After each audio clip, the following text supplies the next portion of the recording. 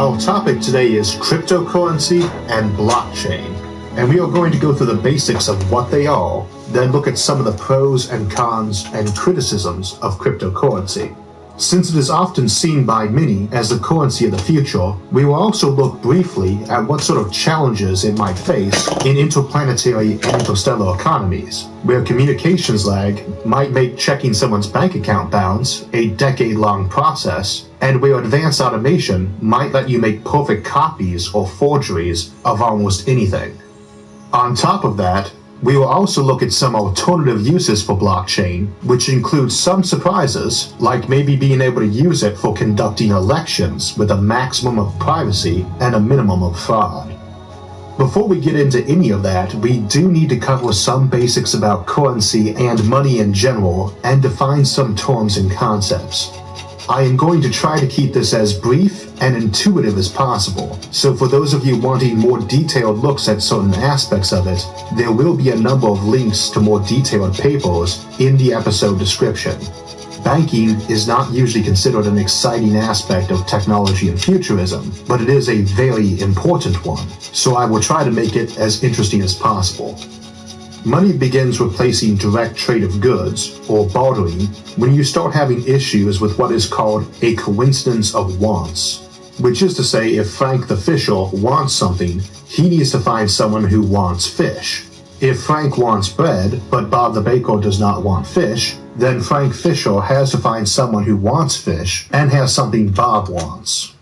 In an increasingly specialized society, that can result in a much longer chain of exchanges, and you probably will lose a little bit on each step in the chain, even if just because you are spending time trading goods that could be spent fishing. You make money to have something everyone wants so you can just sell your fish to someone who wants them. Ideally, this should be something light, durable, easy to identify, and hard to forge. There's a couple ways you can do this. The first way is representative money, and this is where some token is used in place of an item, say a note that the person who has the note is entitled to 50 sacks of grain. Certificates from goldsmiths who kept gold securely locked up for other people is another old example, and one of the ways paper money came to be in common use. This often leads to fiat money, the one mostly in use nowadays, and a type of representative money where it is a bit nebulous what is being represented. Fiat currency is one where it isn't representing any specific thing except maybe trust and stability. Trust is a huge factor in any representative money, of course. You need to trust you can redeem a grain token for the amount of grain it says it is worth. This is also where we get floating currency, which is what Bitcoin is and why we are looking at this. Here the money is not tied to any specific commodity like gold or grain, but simply exists and floats around in value. I make 1 million tokens and tell people they are the only legal tender anymore, good for any transaction or debt. Now for these 1 million tokens I made, nobody actually knows how much it is worth at first, and it will just float around in value until it finds a comfortable place to more or less settle at. For the first couple of days, people might say 1 token will buy 5 sacks of grain. Then a few days later, it might be 3 sacks instead, and finally settle at 4, though it will always fluctuate at least a little. But there is no commodity backing this money. The second type of money is the complete reverse, commodity money, where the money itself has value and is reasonably compact and durable. You wouldn't want to use bananas or a haunch of meat. Obsidian arrowheads might have been used way back in prehistory, being useful but also light and durable. Precious metals are a common example, but can often slowly mutate into a representative fiat currency.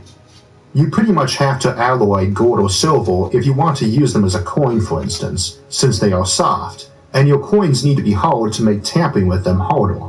Silver coins usually included a fair amount of copper, and often the amounts slowly increased too, even though the coins were said to have the same value. At one point in the Roman Empire, the silver coins being minted contained less than 2% silver. So coins often take on a certain amount of trust value, though most commodity money eventually does.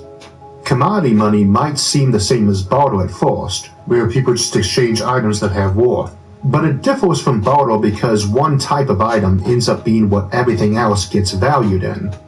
If you have 20 different items, you no longer need to know how much each item is worth in terms of the others, just their value in that one key commodity. Barter systems often mutate into commodity money, and while this is uncommon nowadays, we still see it pop up a lot. Barter is common after a disaster, for instance, but we often see it develop in prisons, and even in schools, where kids will trade lunch items or toys. Often you will see a commodity currency arise, cigarettes being the classic example from prisons, and it is almost inevitably a single item. This follows from something called Gresham's Law, which holds that if you have two commodity currencies in play that people have to accept, pretty soon the one that is seen as more valuable, more good, will disappear from circulation. This is easiest to view in terms of coins, as all the silver coins minted last year with 90% silver will start disappearing from circulation as the new ones with only 80% silver come into circulation. People start removing the less debased and more valuable coins. It can happen with more classic commodities too. The nicer obsidian arrowheads stop getting traded in favor of cracked ones, or the cigarettes that are not as old and mangled don't go into circulation, and you end up with almost empty, crumpled tubes people have removed every fleck of tobacco from. If people start trading cans of coffee around, pretty soon all that will be left is the cans of decaffeinated coffee, which is entirely worthless. Now, if everybody is still fine using this as a currency, all is well, though it is now not really a commodity currency anymore. The negative context on this is that it gives people an incentive to misbehave and act dishonestly, which is generally considered a bad thing. It becomes more profitable to game the system than to actually do something productive.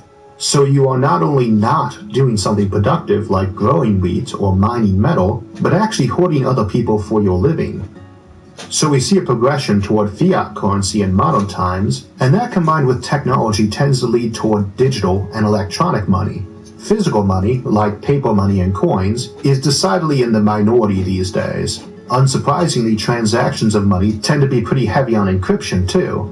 But cryptocurrency is a subtype of digital money. People often assume they are the same thing.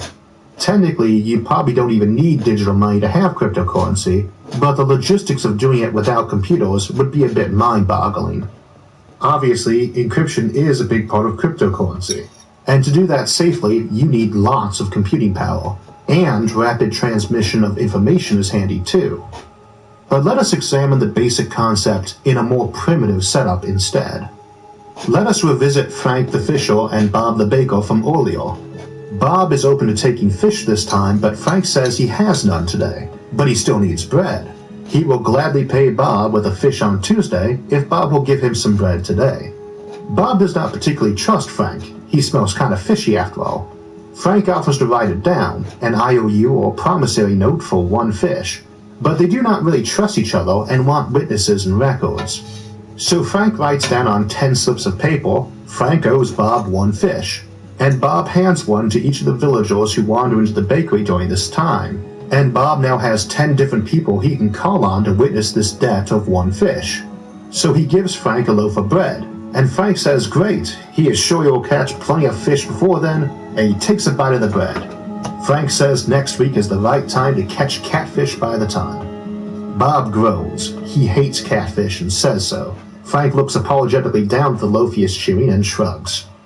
Now, Gabby the gardener, who had just come in at the tail end of this with a bushel of tomatoes for trade, says she loves catfish. Okay, says Bob, this one is easy. He takes back the 10 slips of paper from the 10 people that say Frank owes Bob one fish, and scratches out his name and puts in Gabby's name, and gives her only 4 loaves of bread for her bushel of tomatoes instead of the usual 5. So now Gabby can redeem one fish from Frank any time, even though she wasn't part of the original deal, and Frank didn't actually agree to it. The debt has been transferred. Now Frank cannot easily erase his debt by sneaking into one of the other villagers' homes and changing what the paper said, or destroying it or bribing people to lose them. He would have to do this with 10 villagers, which would be way too difficult to be practical. If there was any discrepancy in what the villagers' paper said, the majority would overrule any corrupted minority. In addition, it's a fair-sized village of a lot more than 10 people, and he doesn't remember most of the people Bob gave them to. So by giving a lot of people information about the debt, everyone is sure it will be accurately recorded. Also, by spreading the information to many people, none of whom have a stake in the transaction, nobody involved has to be trustworthy. That means you can trade with anyone, even if you don't like them, trust them, or know them, such as folks from a neighboring village. This makes for much easier trade, which tends to be handy.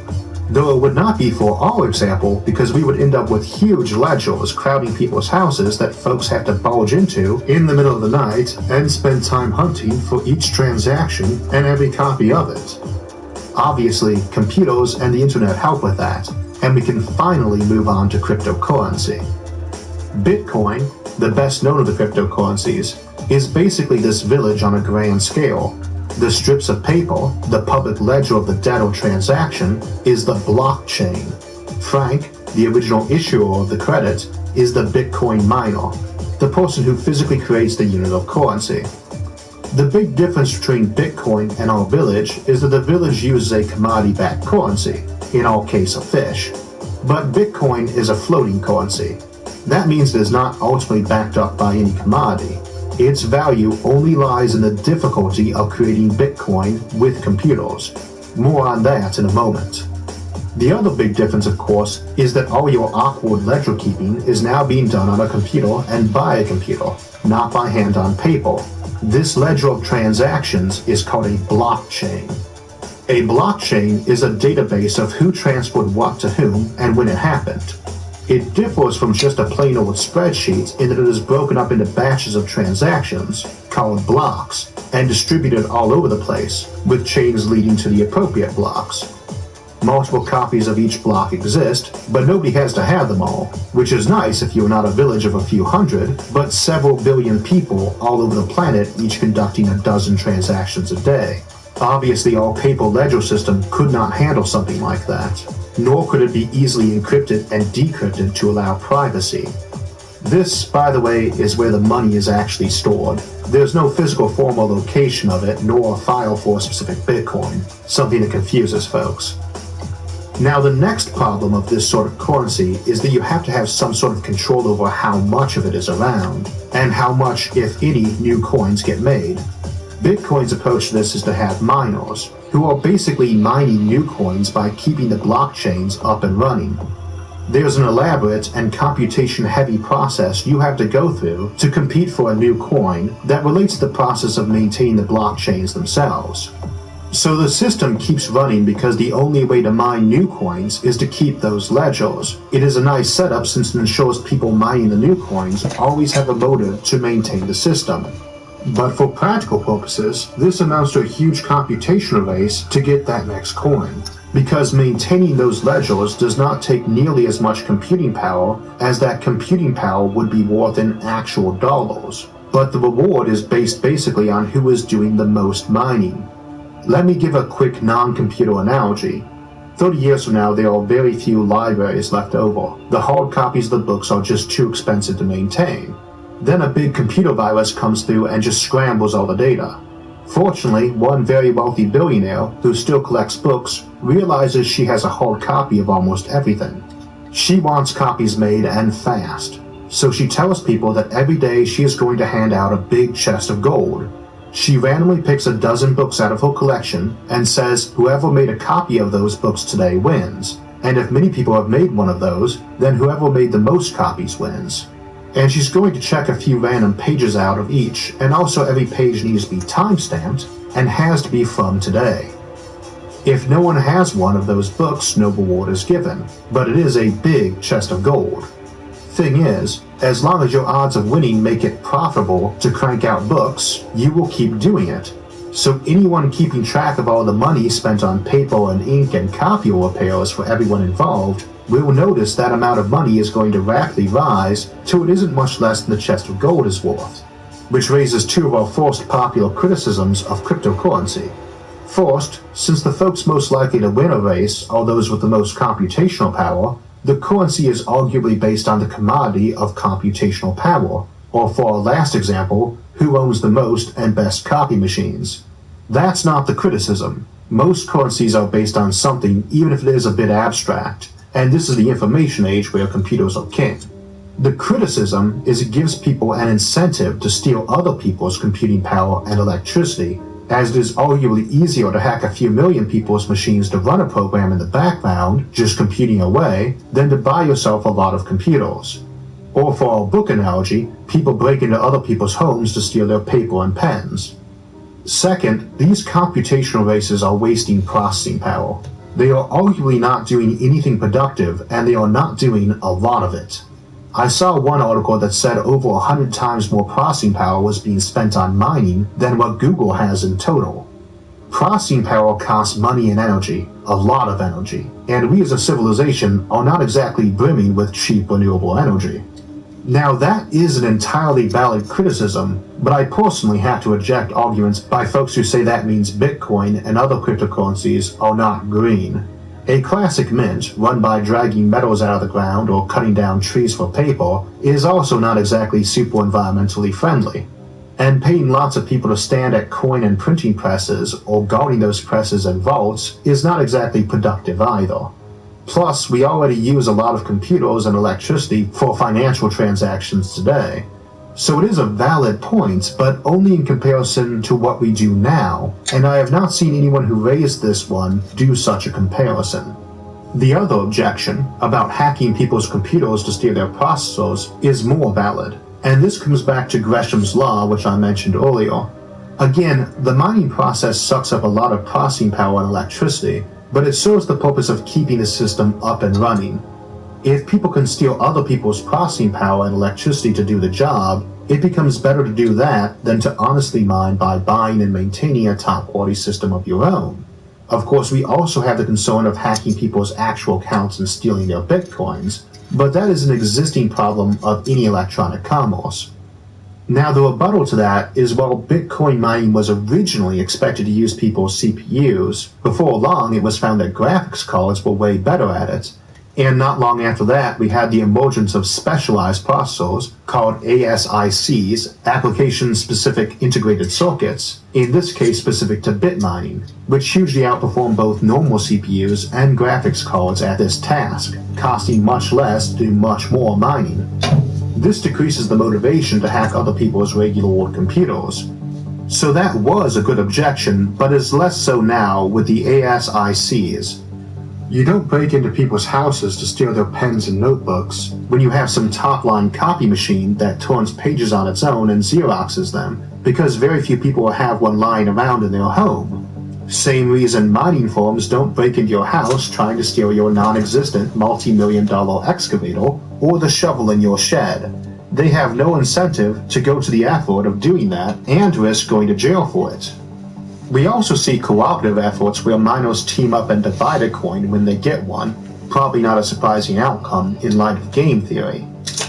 Incidentally, I'm lifting quite a few of these criticisms from an essay by sci-fi author Charles Stross, which I will attach in the episode description. He is quite critical of Bitcoin, as you might guess from the title, Why I Want Bitcoin to Die in a Fire.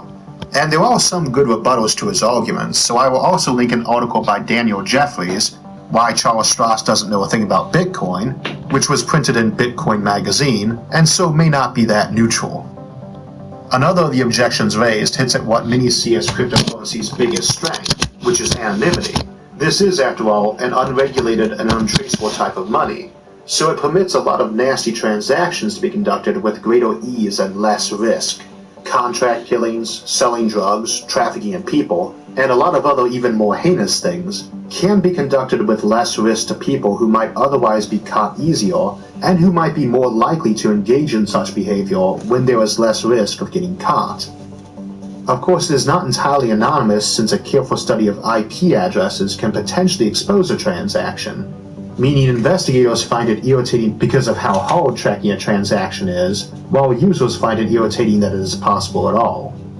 The other big problem is tax evasion. It is kind of hard to monitor people's incomes if they are doing all their exchanges in this type of currency. Now, again, many people say that is a big plus, and that obviously depends on your personal ideology about governments and taxes, so I won't comment on that. We've got more to cover still, so you can see some of the other criticisms and rebuttals in those links I provided. Another interesting thing about this sort of concept is it is not just limited to money. When I was getting asked by a lot of the audience to cover this topic, which is a bit outside my normal topic zone, I got approached by Edwin Rosero, one of the audience members. He's an artist and musician, and he was experimenting with an application called Ascribe that uses a similar technique to Bitcoin in order to allow folks to market limited editions of their artwork with validation of authenticity. Obviously, with digital mediums, you cannot stop anyone from making and distributing as many copies as they want. Normally in art, you've got the original and then you have copies of it. That includes paintings. There's a good few companies that will print you out a Van Gogh for a couple $100 with digital accuracy of reproduction on a canvas just as good as the original. And these are entirely legal and respectable enterprises. Newer works tend to be more expensive simply because they are giving the artist a royalty on the work. The ability to track and authenticate authorized pieces, while in its infancy, offers some alternatives to copyright piracy. Edwin donated 2 of his works to the channel, one appropriately titled Bitcoin, and the other Archaeometry, which had caught my eye. So blockchain, this concept of distributed and tamper-proof ledgers, has non-currency alternative applications, sometimes called altchains. One ironic application is the exact opposite of the anonymity application many like about cryptocurrency, in that you can use blockchain to establish and confirm identity. Part of the point of blockchains is to allow us to track who did what and when via a huge distributed and constantly updating database, so you can extend that out to permit verification of identity or authenticity in the case of artwork or contracts. Something called smart contracts are an example of this, where essentially the distributed database has an if X happens, do Y. So I could put out a contract X, say get this episode 1 million views by next Thursday, get Z amount of money, and that contract is out there verified to pay up against that eventuality. A person could put out a contract, good for say $1,000, and a buy-in to grab the contract of $1,000. So if it isn't met, that is forfeit as penalty. It circumvents a lot of lawyer clauses in contracts and the need for a lawyer, and it does appear these concepts are gaining some ground in asset trading and crowdsourcing. It also circumvents classic escrow accounts, these being funds held by a third party, and those tend to charge fees. Highly automated ones could basically minimize or eliminate those. Now, I have mentioned that it can be used to validate identities with both discretion and certainty. That leads to an obvious application: voting. At the time this episode is coming out, we have a major election coming up in the United States, and as sure as the sun rises, regardless of who wins, there will be issues raised about the legitimacy of the election. Voter fraud, tampering with ballots, privacy of ballots, and so on are always major concerns in any electoral process, and rightly so. There is also always a strong desire to make voting more electronic to save money. Elections are incredibly expensive, and I mean on the operating end too, not just the campaigning end, and I'm very familiar with both. I am, after all, legally obliged to be. Many of those costs are things you could normally reduce to pennies on the dollar with electronics. Problem is, electronic voting scales people even more than electronic commerce and banking, so we basically use paper for everything. Yet we will probably transition to doing this electronically as time goes on. I have difficulty imagining a high-tech futuristic society still using pen and paper ballots. The ability to have genuinely secure electronic elections offers huge advantages in money and time saved and convenience for voters, which would presumably increase voter participation and also maybe let you have elections on more things and more often. Things like blockchain could hold the key to something like that being possible. If so, I would rate this application as the most useful of the alternative applications, and maybe even equal to the primary banking application itself. Alright, my bad, guys. Okay. So I mentioned near the beginning we would talk about interplanetary and interstellar economics and banking, and some of the hurdles to doing that. Lots of is kind of... Gotta run that back, because I haven't heard this episode, and I just missed a little bit, because I had to heat me up some pizza.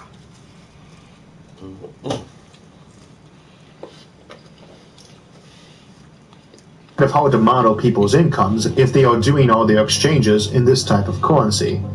Now, again, many people say that is a big plus, and that obviously After that, we had the emergence of specialized processors called ASICs, application-specific integrated circuits, in this case specific to bit mining, which hugely outperform both normal CPUs and graphics cards at this task, costing much less to do much more mining. This decreases the motivation to hack other people's regular old computers. So that was a good objection, but is less so now with the ASICs.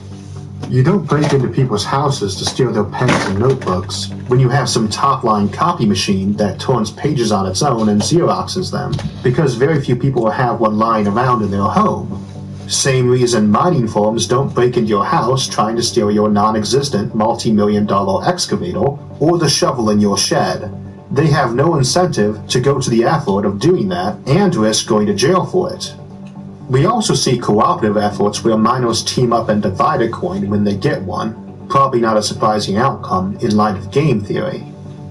Incidentally, I'm lifting quite a few of these criticisms from an essay by sci-fi author Charles Stross, which I will attach in the episode description. He is quite critical of Bitcoin, as you might guess from the title, Why I Want Bitcoin to Die in a Fire. And there are some good rebuttals to his arguments, so I will also link an article by Daniel Jeffries, Why Charles Stross Doesn't Know a Thing About Bitcoin, which was printed in Bitcoin magazine, and so may not be that neutral.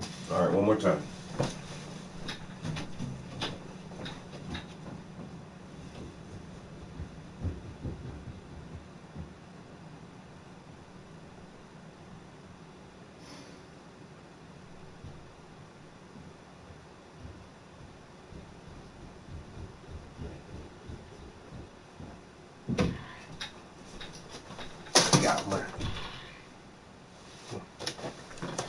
Got my tea. My Arnold Palmer.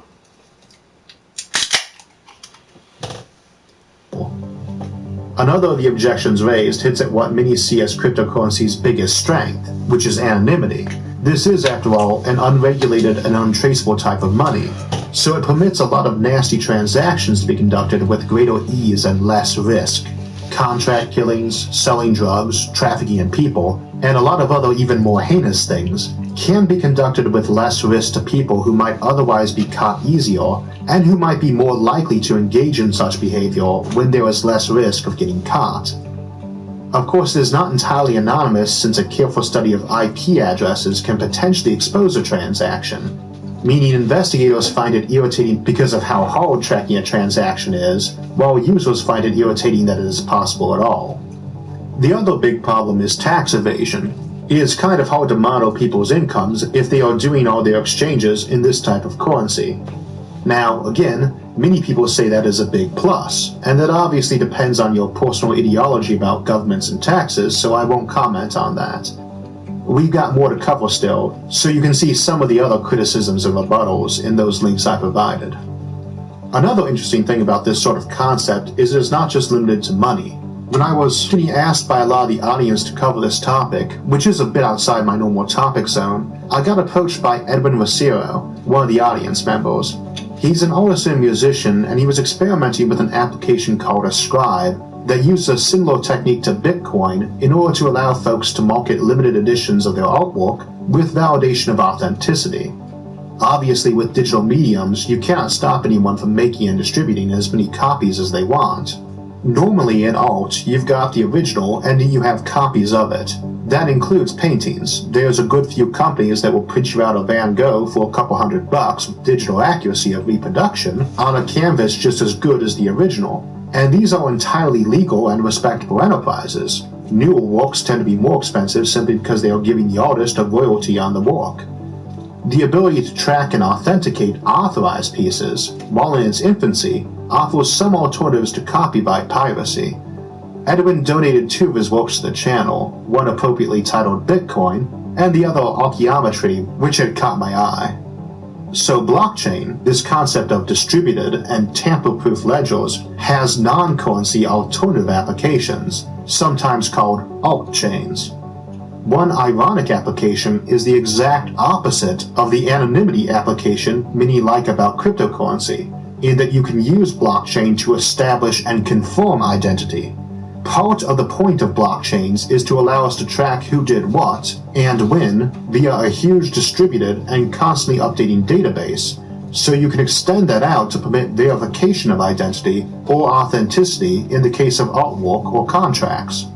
Something called smart contracts are an example of this, where essentially the distributed database has an if X happens, do Y. So I could put out a contract X, say get this episode 1 million views by next Thursday, get Z amount of money, and that contract is out there verified to pay up against that eventuality. A person could put out a contract, good for say $1,000, and a buy-in to grab the contract of $1,000. So if it isn't met, that is forfeit as penalty. It circumvents a lot of loyal clauses in contracts and the need for a lawyer, and it does appear these concepts are gaining some ground in asset trading and crowdsourcing.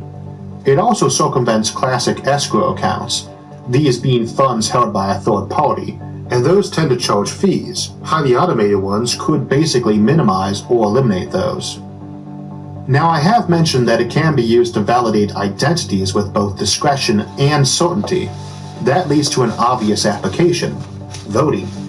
At the time this episode is coming out, we have a major election coming up in the United States, and as sure as the sun rises, regardless of who wins, there will be issues raised about the legitimacy of the election. Voter fraud, tampering with ballots, privacy of ballots, and so on are always major concerns in any electoral process, and rightly so. There is also always a strong desire to make voting more electronic to save money. Elections are incredibly expensive, and I mean on the operating end too, not just the campaigning end, and I'm very familiar with both. I am, after all, legally obliged to be. Many of those costs are things you could normally reduce to pennies on the dollar with electronics. Problem is, electronic voting scales people even more than electronic commerce and banking, so we basically use paper for everything. Yet we will probably transition to doing this electronically as time goes on. I have difficulty imagining a high-tech futuristic society still using pen and paper ballots. The ability to have genuinely secure electronic elections offers huge advantages in money and time saved and convenience for voters, which would presumably increase voter participation and also maybe let you have elections on more things and more often. Things like blockchain could hold the key to something like that being possible.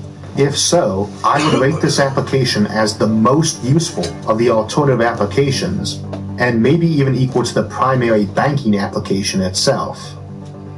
Okay, so I mentioned near the beginning we would talk about interplanetary and interstellar economics and banking, and some of the hurdles to doing that. Lots of couples have joint bank accounts either can withdraw funds from. You're not limited to just 2 people either. Right now, I can open a joint bank account with 9 buddies. We start up a club and put money in it we can each withdraw from, and we can all get an ATM and debit card and go make purchases. Now that is fine on Earth. Communications time is under a second, and banks can keep copies of their database at multiple places at once, so you only lose access to accounts if the terminal you are using is offline. If people are all over the solar system though, the game changes a lot because you've got light lag of hours, not seconds. You and your spouse could put your whole life savings in a joint checking account and travel to Mars and Jupiter when they were on the other side of the sun, an hour of communication time each way. And each of you could withdraw the full balance and have 2 hours before any alarm bells would even go off. A group of 10 people could all borrow heavily and stick everything they can get their hands on into one joint account and withdraw it all from 10 different locations scattered around the solar system, and again have hours to make a getaway, or even days. The solar system doesn't stop after Neptune and Pluto, a point we will be looking at in November. Neither does the galaxy. At the interstellar scale, it could be years before anyone even knew about the theft. Now there's workarounds to this. Most have some sort of downside to them, like going back to hard currency or banning joint accounts, or having long lag times on any major transaction. The channel has a lot of clever folks on it, so I'm sure some might think of better ways. Those are just off the top of my head because I have never seen anyone look into this issue before. Banking is kind of boring and doesn't tend to show up in science fiction too much in any real detail. For that matter, I've only seen one academic article on cryptocurrency over interplanetary distances, Abraham Lada's Hypothetical Problems Concerning the Theory of Relativity on Cryptographic Currency Implementations. And it is a sadly neglected area, interplanetary and interstellar economics. About the only paper of significance was Paul Krugman's 1978 Theory of Interstellar Trade, which he wrote as a bit of a joke back when he was teaching at Yale. He treats the topic seriously enough, which is mostly how to treat interest rates when you have time dilation from interstellar travel, but the tone is humorous and non-rigorous. Still, it is a good read, so I will attach both his and Lada's papers in the episode description too. We just can't get around that timeline concern for cryptocurrency and blockchain without some sort of faster-than-light communication.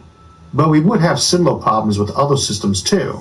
And banking long predates light-speed communication, so I imagine it is a manageable problem. It is worth keeping in mind, though, when we try to consider civilizations on the scale of solar systems or galaxies, what are often known as Kardashev 2 and 3 or K2 and K3 civilizations, which is our topic for next week. And we will spend some time considering the difficulties such civilizations have in terms of staying unified, while exploring just how immense they are and what sort of awesome things they can do, even if they are not all that technologically advanced or unified. We will also be exploring some more of these difficulties at a much more near-term scale in an upcoming video on colonizing the outer solar system. There's a number of these things we did not get to cover today. We have not talked about the legal aspects, which are numerous, nor the issues with hacking, which are quite serious too.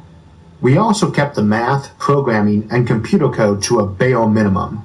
The links provided in the episode description will help you navigate those matters if you want to learn more about the specifics. Personally, I have no idea if Bitcoin and other cryptocurrencies will catch on, though I am quite sure some of the other applications of blockchain will. Our goal today was just to cover the basics with a bit more detail than most articles do, and with a little less hype and a little more intuitive explanations, so hopefully now you have a clearer image of what this stuff is. Again, next week we will look at the Kardashev scale, and the schedule after that is not fixed just yet, but the topics coming up for November are going to be bioforming and gene tailoring, and our last Patreon winning topic, the Stellar Compendium, where we will demystify a lot of the terms and concepts, and look at some of the stranger stars like dark matter stars or quark stars. As mentioned, we will be looking at colonizing the outer solar system too. Lastly, fellow YouTuber Joe Scott and I will be collaborating on a pair of videos on the Great Attractor, and so I will be finishing up the Dark Trilogy on dark matter, dark energy, and dark flow with the episode Dark Flow and the Great Attractor. The exact dates for any of those are still hazy, so make sure to subscribe to the channel for alerts when those and other episodes come out. And if you enjoyed the episode, make sure to like it and share it with others. Until next time, thanks for watching, and have a great day.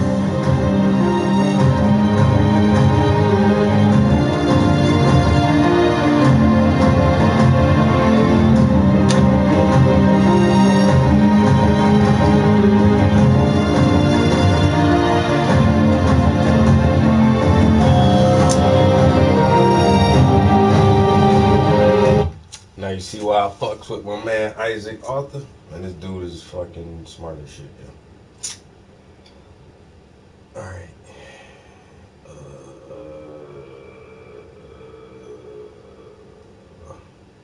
Gene tailoring androids. Gene tailoring. Come on, where is it at? Wormholes. Yo, these are this. I'll read off some of the subjects he talks about. So if you've never, are you new to the stream? If you're new, you probably haven't heard this guy before. But if you're not, you know, I listen to this dude all the time. But some of his other videos are called Civilizations at the End of Time, Dying Earth, the Kardashev Scale, the Stellar Compendium, Quiet Revolution, Technologies that Will Change the World, Bioforming and Gene Tailoring, that's the one I was looking for, Quantum Computing, Life Support, Androids, the Spaceship Compendium, Fermi Paradox, Stay-at-Home Civilizations, Post-Scarcity Civilizations, Life in a Space Colony, Mind augmentation? Ooh, that sounds good. I'm gonna have to listen to that one. Yo, what up, Wits? Colonizing Mars and wormholes. Alright, mind augmentation. That sounds very interesting. But I want to listen to bioforming and gene tailoring. Wait a minute, I'll come back to that. This Android shit got me hyped real quick. Mind augmentation. Let's go to that one first. Throughout history, we've used our minds to build and improve things, but soon we will be able to build things that improve our minds.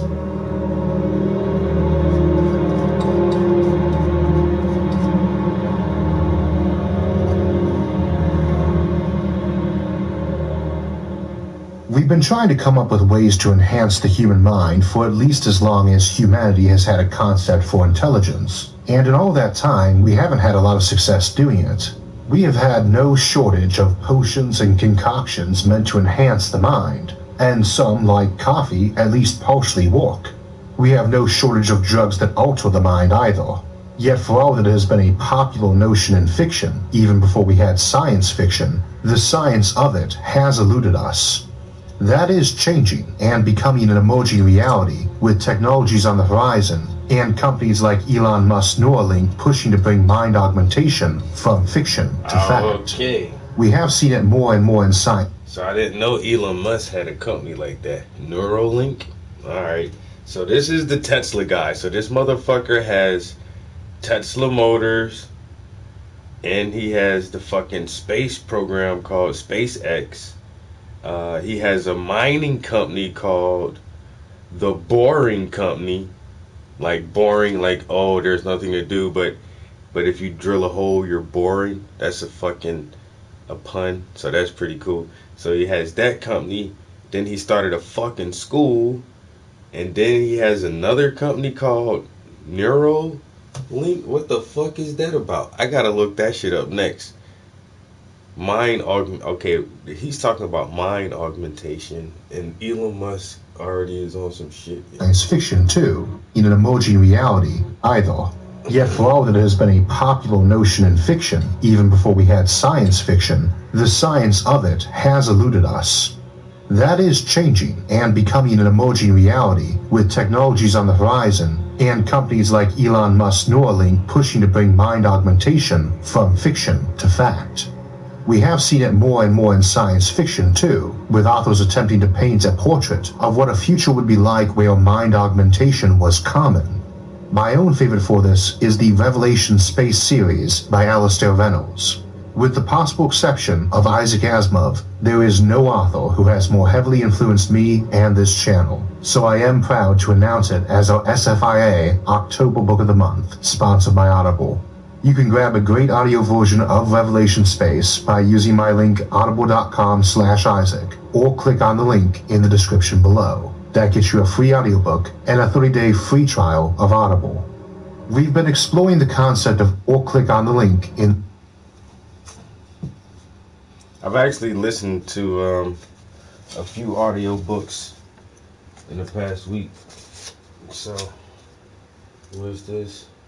Alistair.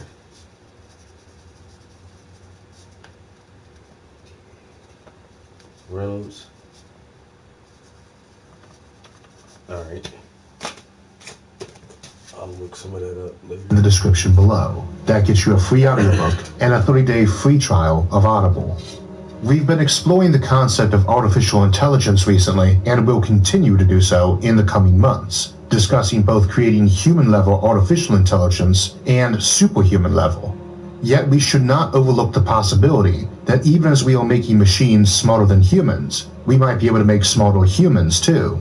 This is an enormous topic, both the means to potentially do it and the types of ways to do it. Let's explore some of the boundaries of mind augmentation. We will begin with nootropic drugs. These are marketed as smart drugs or cognitive enhancers. Mostly, these tend to be stimulants, but can also involve depressants or attention focusers. The general idea is to make use of a stimulant to increase mental arousal to increase performance. The trouble is that increasing arousal beyond a certain point actually decreases performance. The trick is to keep the mind in its highest performing state, basically the performance Goldilocks zone of the mind, by playing with the arousal levels. I mention this way to achieve mind augmentation because it exists today, and it is estimated that sales of nootropic supplements exceeds $1 billion a year, so it is being taken seriously by many folks. The trouble is getting into the Goldilocks zone and staying there. Different tasks require different levels of arousal for optimal performance. Intellectually demanding tasks generally need a lower level of arousal, which helps with concentration. In contrast, tasks demanding staying power may be performed better with higher levels of arousal. We don't tend to have only one type of task in our day, and moving into a different task can take you out of the Goldilocks zone. Another problem is that the drugs themselves take time to be processed by the body and reach the brain.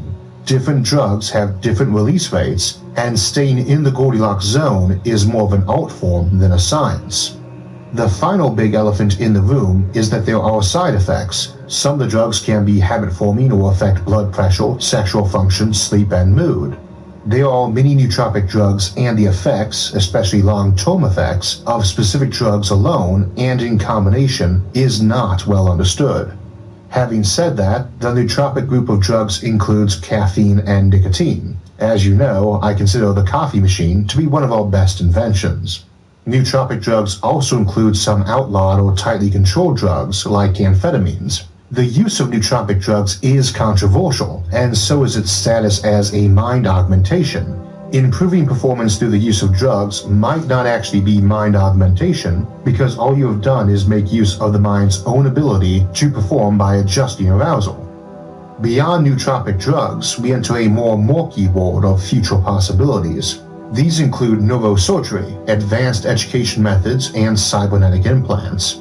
As to intelligent enhancement, we could have increases to general intelligence or a massive increase to one type, such as making someone a savant, maybe even an autistic savant, if that increase came by devoting other parts of the mind to assist. We might speed up how fast an individual thinks, or give them implants that help with some task, or even network minds together if we develop a brain-machine interface with enough bandwidth. That last one, in its more extreme form, is called a hive mind, and we will look at it in a month or so. And it could be everything from a limited network, like a human community is, up to some connection so extreme that it replaces the individual components with a single new entity, in much the same way you and I are people, and our kidneys, livers, and stomachs are not. One of the methods to augment a mind is presumably hooking up to computers, directly interfaced into your head, or just wirelessly interfacing with them. Such an augmentation could be so integral to you that you consider it part of your mind, or it might be clearly separate from your mind but still be part of you, same as your hands or eyes. Or it could be more separate yet, just a tool or a garment, like your shoes or a screwdriver. There's a fair number of examples of this in fiction, but I'm fond of the term E. Butler from Peter Hamilton's Commonwealth saga, which is a fairly smart but not sentient computer assistant most folks have among their mental implants. It's clever enough to help with tons of tasks, so it is somewhere between most folks. I might have to get back on my science fiction kick. I've been doing a lot of studies for the past couple years, but I don't know, I haven't read science fiction in so long, yo. Peter F. What? Hamilton? Alright.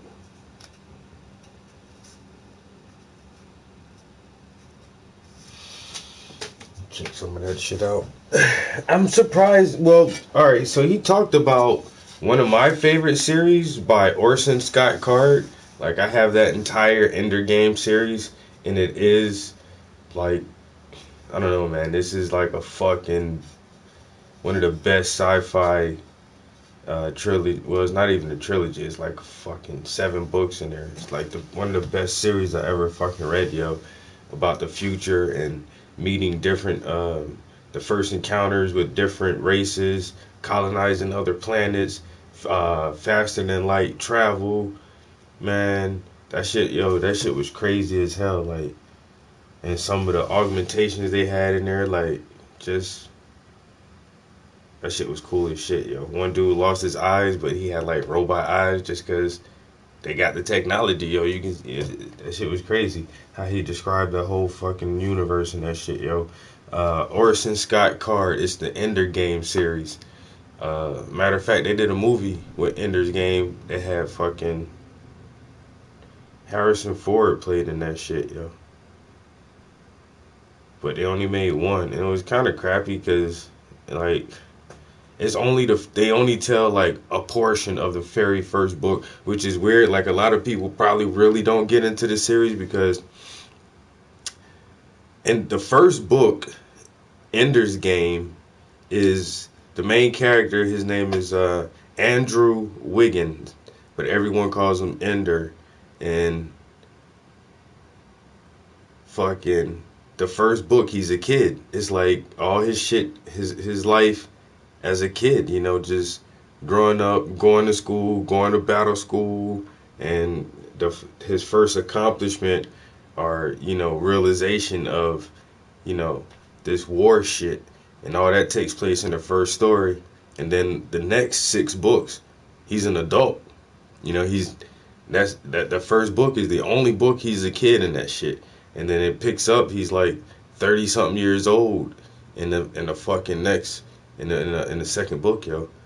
And so I don't know, like, if people just read the first book and like, oh, this is just some kiddie shit, but nah, like, the rest of that shit gets like, it's just some adult science fiction, yo. I love that shit, yo. He gets married, doesn't have a kid, but man, they meet like three different races of aliens and shit. But Isaac talked about that series. See, he talks about a lot of sci-fi series I've never read. But then another one of my favorite series is the Doom trilogy, and almost everybody's familiar with Doom. And they had that shit had a movie like back in the 80s, like the late 80s or some shit like that. But I don't know. I read the Doom trilogy by Frank Herbert. Yo, that shit is fucking beast. It's just another shit, yo. Like Interstellar, Empire, different families controlling different parts of the fucking cosmos and shit. Then you got motherfuckers want to maintain control over this one fucking planet, yo. Arrakis. But goddamn, because there's this spice on Arrakis, yo. Like, if you eat that shit, they said it has geriatric effects. And this shit fucking just makes you live longer, yo. It's like a reverse poison. Cause like, once you start taking spice, you know what I'm saying, that shit extends your life. But if you stop taking it, you fucking die, yo. And that's how crazy that shit is. Like, I don't know. It's a poison that only kills you if you stop taking it. But as long as you keep taking the poison, you can live for a long ass fucking time, yo.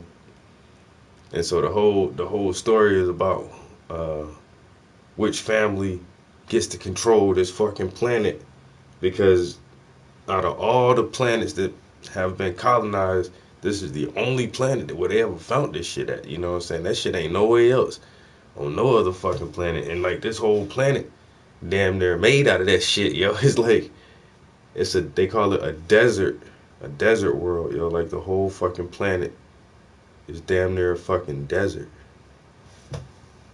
where there's fucking spices at. That shit was good. And this dude right here, Isaac Arthur, he talked about that book too. He brought that shit up. I was like, all right, so we have read some of the same shit. I have read some shit that you've read before, bro. But most of my science fiction isn't like really, you know, far future shit. Well, that old Ray Bradbury stuff, you know what I'm saying, Mission to Mars and all that stuff, that's like some of the earliest future science fiction I read, where people were discussing the possibilities of living on different planets and colonizing other planets. But all my shit was like Jurassic Park. I read Michael Crichton's Jurassic Park. when I was a young boy, yo, that was a good ass fucking story. Shit like that, like all the fucking Dean Koontz shit. It's like kind of sci-fi, but not really like far in the future and shit. A lot of Stephen King and shit like that, man. But I do like that space, like that space futuristic shit, yo. But then, like when I got into anime, my favorite fucking series is a futuristic series, yo. Well, two of my favorite series, goddamn, Ghost in the Shell, like that shit set in the near future, but it's all about fucking brain augmentation and cybernetic enhancements, androids, fucking full on cyborgs, and being able to, you know what I'm saying, put your brain in different bodies and shit. That, yo, the Ghost in the Shell series is fucking crazy, yo. That's my favorite anime ever. And then after that shit, like Cowboy Bebop, like that shit was a good ass series. I got everything Cowboy Bebop. Got all the episodes. I got the movies to that shit, yo. But that's like some distant fucking space shit where once again, you know, humans have colonized a few different planets and shit. And that story follows like a group of bounty hunters just going around trying to catch bad guys, just trying to make a living, yo. It's like a space cop drama. But that shit good as hell, yo. Cowboy Bebop, if you never watched that shit, yo, check that shit out too.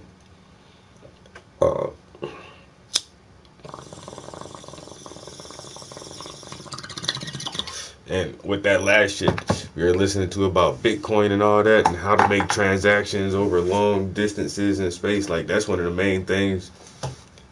Well, they don't give a explanation how it's possible, but in Cowboy Bebop, like, being a bounty hunter, you know what I'm saying, they're somewhere off in deep space and shit, coming from one planet, and they come across the news like, oh, there's a bounty out here, and you can, if you catch this dude, there's gonna be so many, you know, millions of woolongs or whatever. And it's like, so how you get paid though? You got like direct deposit in your accounts. Where does the money come from and all that shit, yo? So, you know, they put like commerce, and like you said, it's not really discussed deeply in science fiction about economy and commerce, you know, in civilizations that span, you know, a few fucking planets. Like, how do you trade? What, you know, how do you get money from here to there? And how long does it take? In different aspects like that, yo. And so that's where he comes in and start questioning like more detail into that shit. Okay, so now I got Alistair Reynolds, and this is Peter F. Hamilton. Let's see, check out some of their stuff.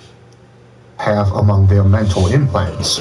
It's clever enough to help with tons of tasks, so it is somewhere between a personal secretary and a smartphone. And it is in your head, and it is customized to you. It could just as easily also be a separate entity entirely, an artificial intelligence.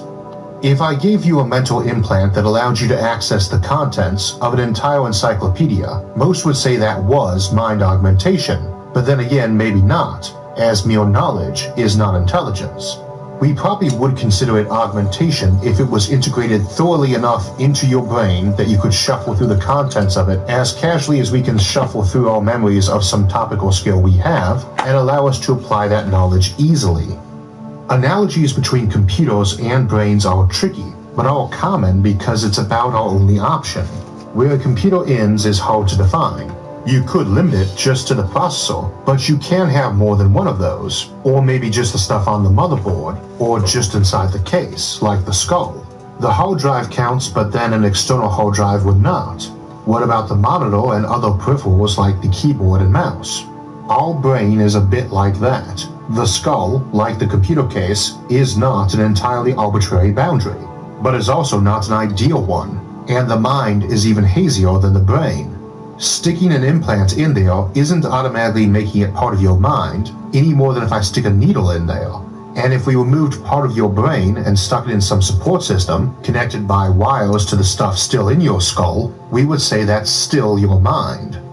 Something like modifying our spinal cords to accelerate our reflexes through reflex conditioning, or actively tapping into the motor neurons and interneurons, might be considered mind augmentation, even though our brain has nothing to do with it, or simply body modification.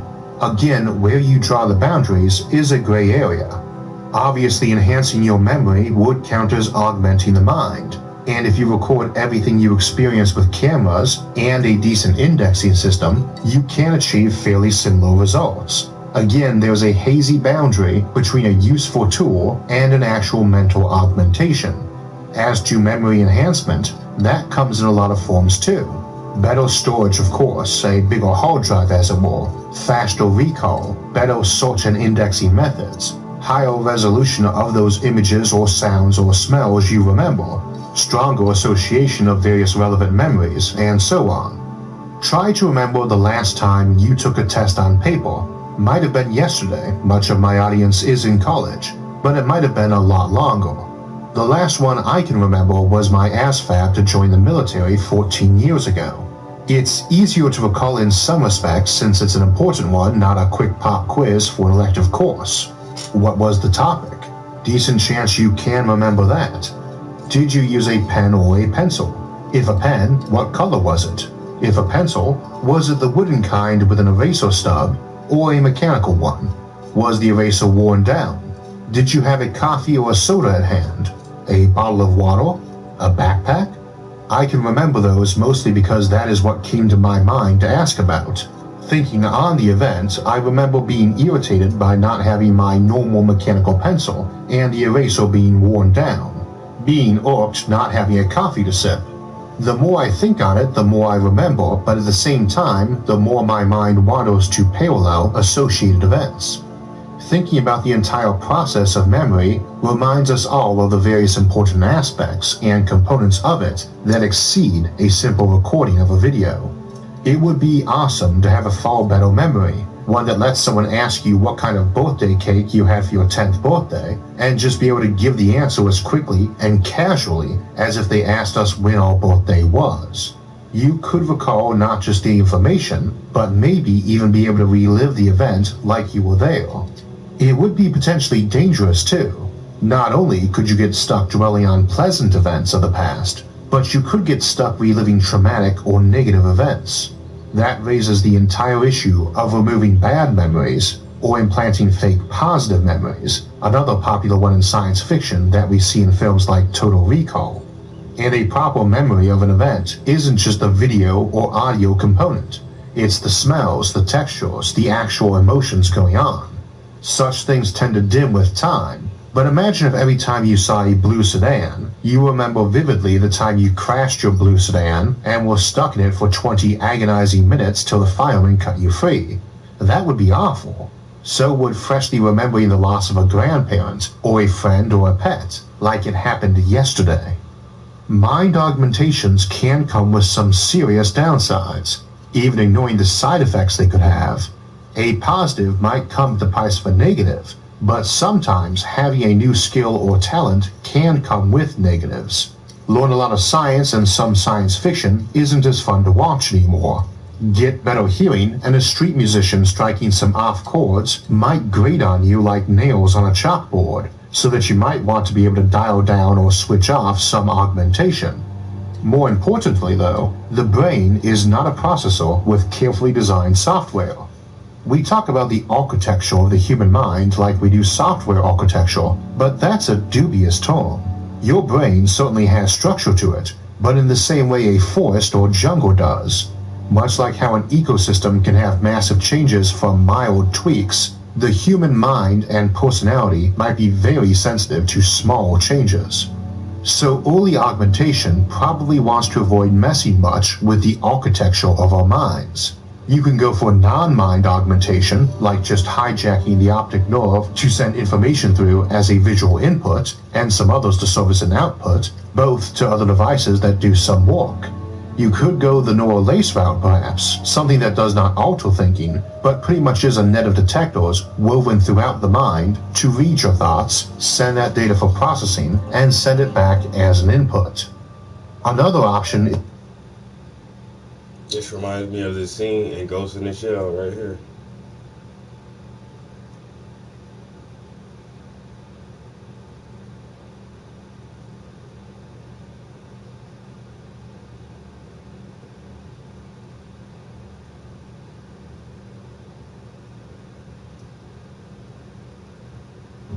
There's something I've wanted to ask ever since I started. Why did you transfer a guy like me from the police force? Because we need a guy like you. Huh? Number 1, you're an honest cop. Number 2, you've never stepped out of line. 3, you're a family man. And except for the slight brain augmentation, your body's almost completely human. If we all reacted the same way, we'd be predictable. And there's always more than one way to view a situation. What's true for the group is also true for the individual. It's simple. Over-specialize and you breed in weakness. It's slow death. So why did you choose me? She said, you're a family man. You're almost all human except for a slight brain augmentation.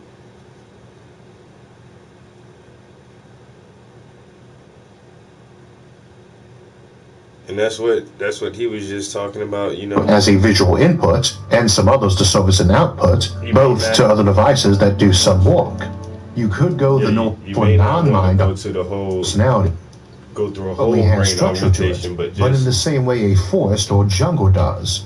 Much like how an ecosystem can have massive changes from mild tweaks, the human mind and personality might be very sensitive to small changes. So early augmentation probably wants to avoid messing much with the architecture of our minds. You can go for non-mind augmentation, like just hijacking the optic nerve to send information through as a visual input, and some others to serve as an output, both to other devices that do some work.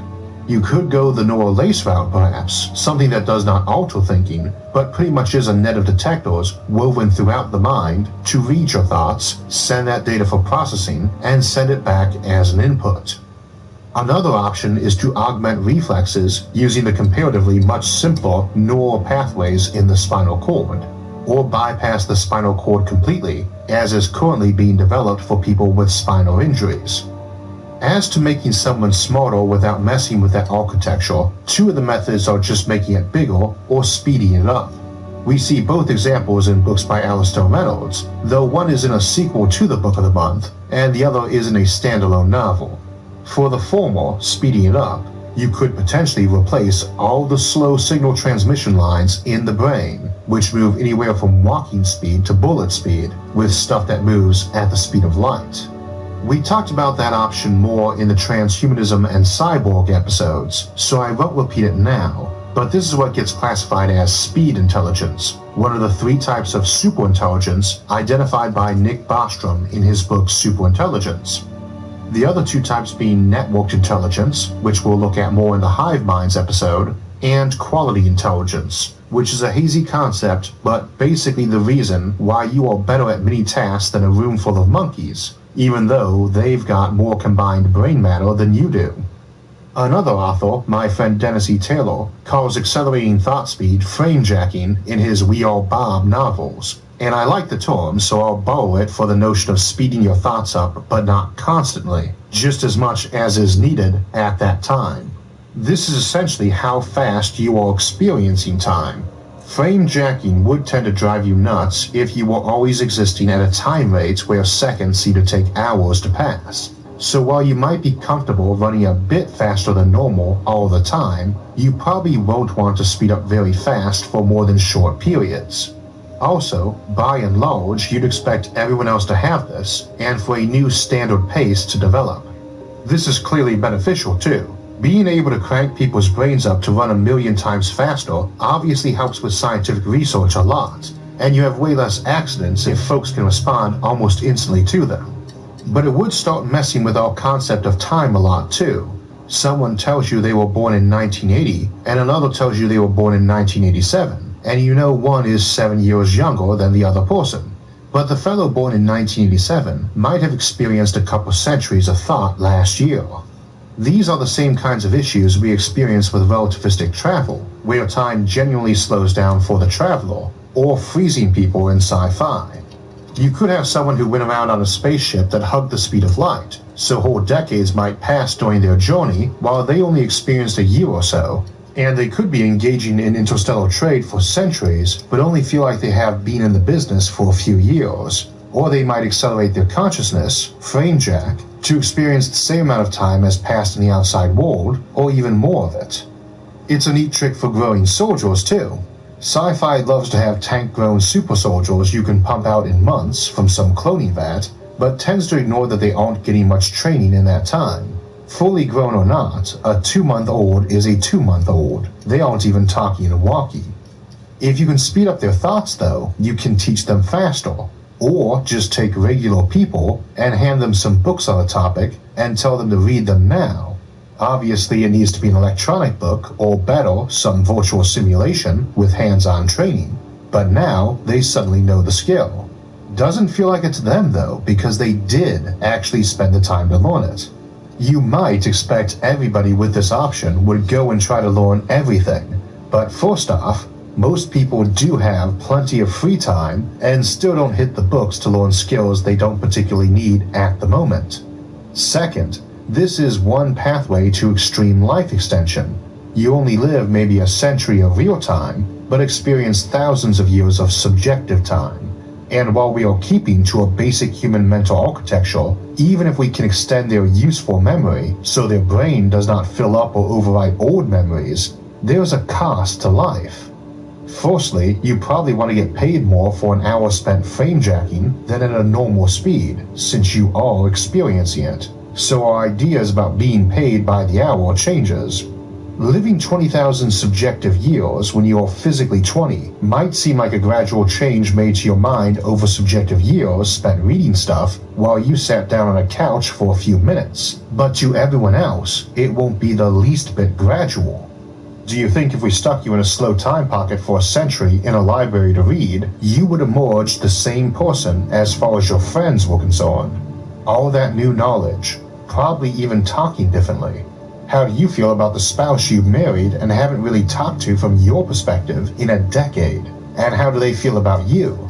Understanding that, you might get very touchy about frame-jacking a lot. So speed intelligence is a promising path to mind augmentation, but not without its problems. The nicer path, when you just want it for learning, is to copy all the information over. But the brain, and anything functioning on a neural network concept, is not particularly suited to copy and paste. There's a big difference between photographing a book page and actually learning its contents, absorbing it, and doing all the new wiring and indexing so you can recall and utilize it. The last aspect, though, returns to the continuity of identity issue. With something like speed intelligence, you are just being changed gradually, from your own perspective. But suddenly spiking someone's intelligence up 20 IQ points probably changes them profoundly, and pumping them up to hundreds of times smarter than the normal person ought to change their psychology more than going from standard primate to human. A lot of people might not like that, even if they wanted to be that smart, because they might seriously doubt they were that smart, that we instead have an entirely new entity and they cease to exist. Folks also sometimes kick around the notion, usually in terms of the Fermi paradox, that what we consider intelligence is sort of a form of insanity. We don't know that getting a bit smarter might not be a very bad thing. People worry about civilizations being too dumb to survive, or getting dumber and dying off, but getting smarter might get you too. You could potentially have a civilization fall apart simply because its members were so smart they were constantly being overwhelmed by existential crises. They might get depressed or conclude free will and existence were logically impossible or pointless, but were too smart to ignore it or rationalize a way around it, and just sit down and shut off. A popular notion is that civilizations run on a lot of stupidity, and it would seem like if it were actually true, then one with a lot of mind augmentation might fall apart. Personally, I don't see it that way. But then if I didn't think making people smarter was almost always a good thing, I wouldn't spend so much time learning myself or teaching, so I might be biased. And education itself is the oldest method of mind augmentation and has a very good track record of performance. I think we will see mind augmentation of various types and levels start showing up in the next few decades, and I would expect it to have positive effects overall. Another example of augmentation is just making the brain bigger, but keeping the same overall architecture. It has the downside of slowing things down, and we get an example of that from the House of Suns, where the protagonist spends a decade talking to a human giant with a massive head who is incredibly smart but slow. It takes hours for them to send around all the mental signals between all those mini neurons, which are far apart, and formulate a simple thought, but it's not a very simple thought either. It has to go slow too, because every time you fire a neuron, you generate heat, and your radiating surface is not scaling up with volume and quantity. Double a skull's diameter, and you get 8 times the volume in neurons, but only 4 times the radiating surface. Now, we don't have a lot of technical details yet on how we can achieve mind augmentation, but whatever way we do that, that last point brings us to the familiar territory of having to deal with the laws of thermodynamics. We get an example of folks who have had cooling fins installed to help dissipate heat from thinking faster in another of Alastair Reynolds' novels. You can see why I like him for this topic. When we talk about really speeding up intelligence a lot, that heat issue is a big one. Though come to think of it, restrictions on technology imposed by heat and thermodynamics is probably one of the most common obstacles I point out on this channel, probably because it gets ignored in science fiction so much.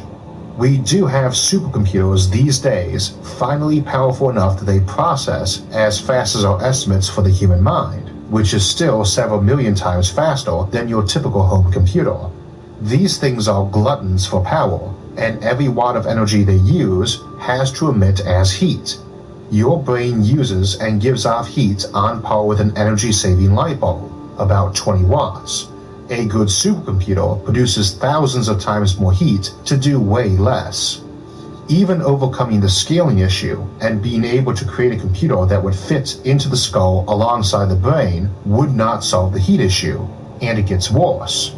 Recent research on thermoregulation of the brain has shown that a change in temperature of only a couple of degrees has a very detrimental effect on our ability to think.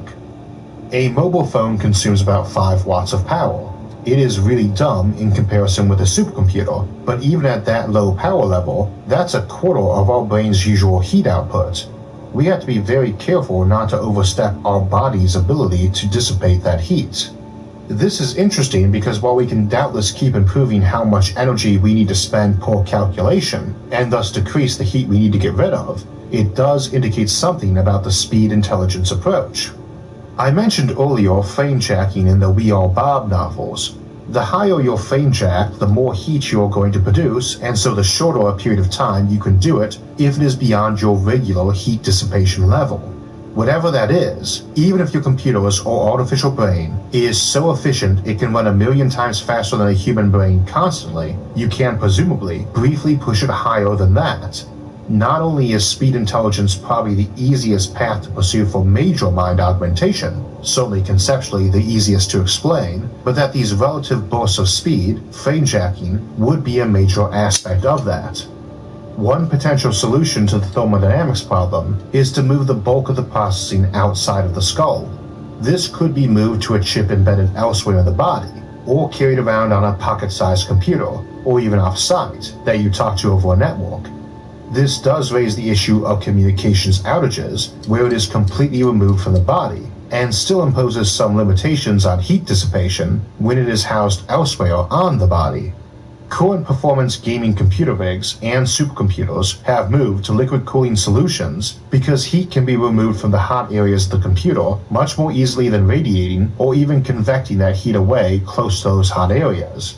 The human body is already set up to be a liquid-cooled radiator of heat, and we could increase the flow of blood to the brain or other parts of the body and use other parts of our body to dump out the excess heat through sweating and opening the blood vessels under the skin.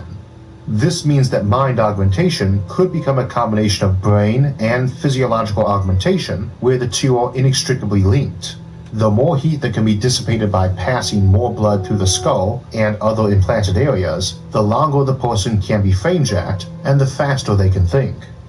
Whatever system we ultimately adopt for mind augmentation will need to address not only the interface with the mind, but also its physiological, social, and thermodynamic consequences. We have only touched on some of the concepts for mind augmentation, and not a lot of the mechanics. Those are still emerging, and we are still novices when it comes to understanding brains, thought, and cognition. You can explore a lot more of the concepts in our book of the month, Revelation Space, though I'm not so much recommending the book as the entire series. Reynolds explores transhumanism, artificial intelligence, mind uploading, and aspects of consciousness and identity better than any sci-fi author I can think of, and he writes almost all of his work under very hard science. No faster-than-light travel or magic hand-wave technology. He proves that you don't have to diminish the science part of science fiction to write a good story. He's also a particularly good read for channel regulars too, because he actually includes a lot of the other concepts we discussed, like megastructures. It's not jumping around from one generic, single biome planet to another. I particularly recommend the audiobooks too, as the narration happens to be done by my favorite narrator, John Lee, and his voice is very well suited to the book in terms of immersing yourself into the novel with his tone. I tend to listen to audiobooks almost all day, as they leave the hands and eye free for other tasks like when you're driving. With Audible, you can transform your commute and make traffic an escape you look forward to. They have an unbeatable selection of bestsellers, mysteries, and sci-fi books, like the series I'm recommending this month, which happens to be all three. Revelation Space is available on Audible, and you can pick up a free copy today. Just use my link, audible.com/Isaac. or click on the link in the description below to get a free audiobook and a 30-day trial. That's audible.com/ISAAC. I'm certain you will enjoy that story, but if not, you can swap it out for free for any other book at any time, as yours to keep whether you stay subscribed to Audible or not. Next week, we will be exploring the themes of digital mind transfer and uploading in our Halloween special, Digital Death. After that, we will be looking at interplanetary trade, and we will discuss some of the common concepts from science fiction and try to see how realistic those are and what the future of trade will be. For alerts when those and other episodes come out, make sure to subscribe to the channel. And if you enjoyed this episode, hit the like button and share it with others. Until next time, thanks for watching and have a great week.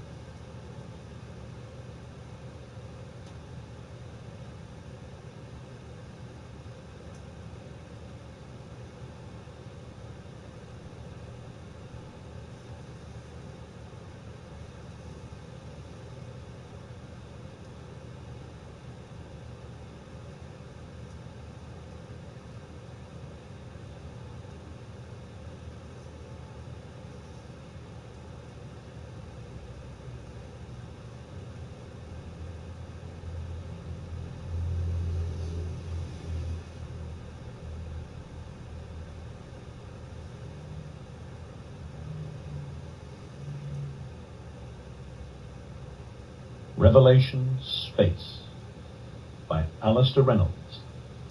Narrated by John Lee. Copyright 2000 by Orion Publishing Group. This unabridged audiobook is published by arrangement with Alastair Reynolds and United Agents, and was produced in the year 2008 by Tantor Media Incorporated, which holds the copyright thereto.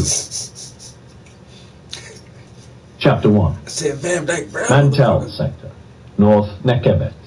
Resurgam, Delta Pavonis System 2551. There was a razor storm coming in. Sylvestre stood on the edge of the excavation and wondered if any of his labors would survive the night.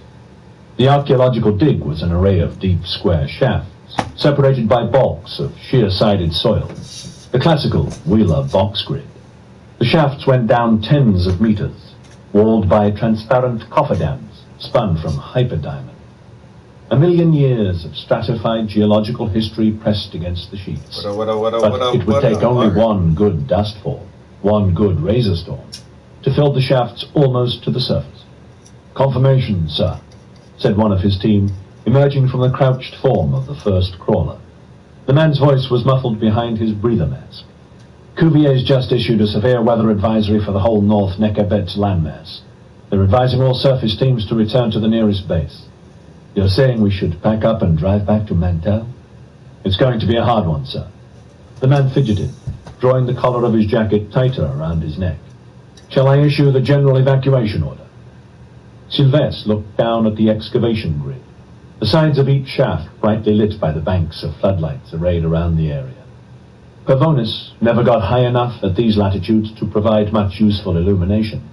Now, sinking towards the horizon and clotted by great calls of dust, it was little more than a rusty red smear, hard for his eyes to focus on.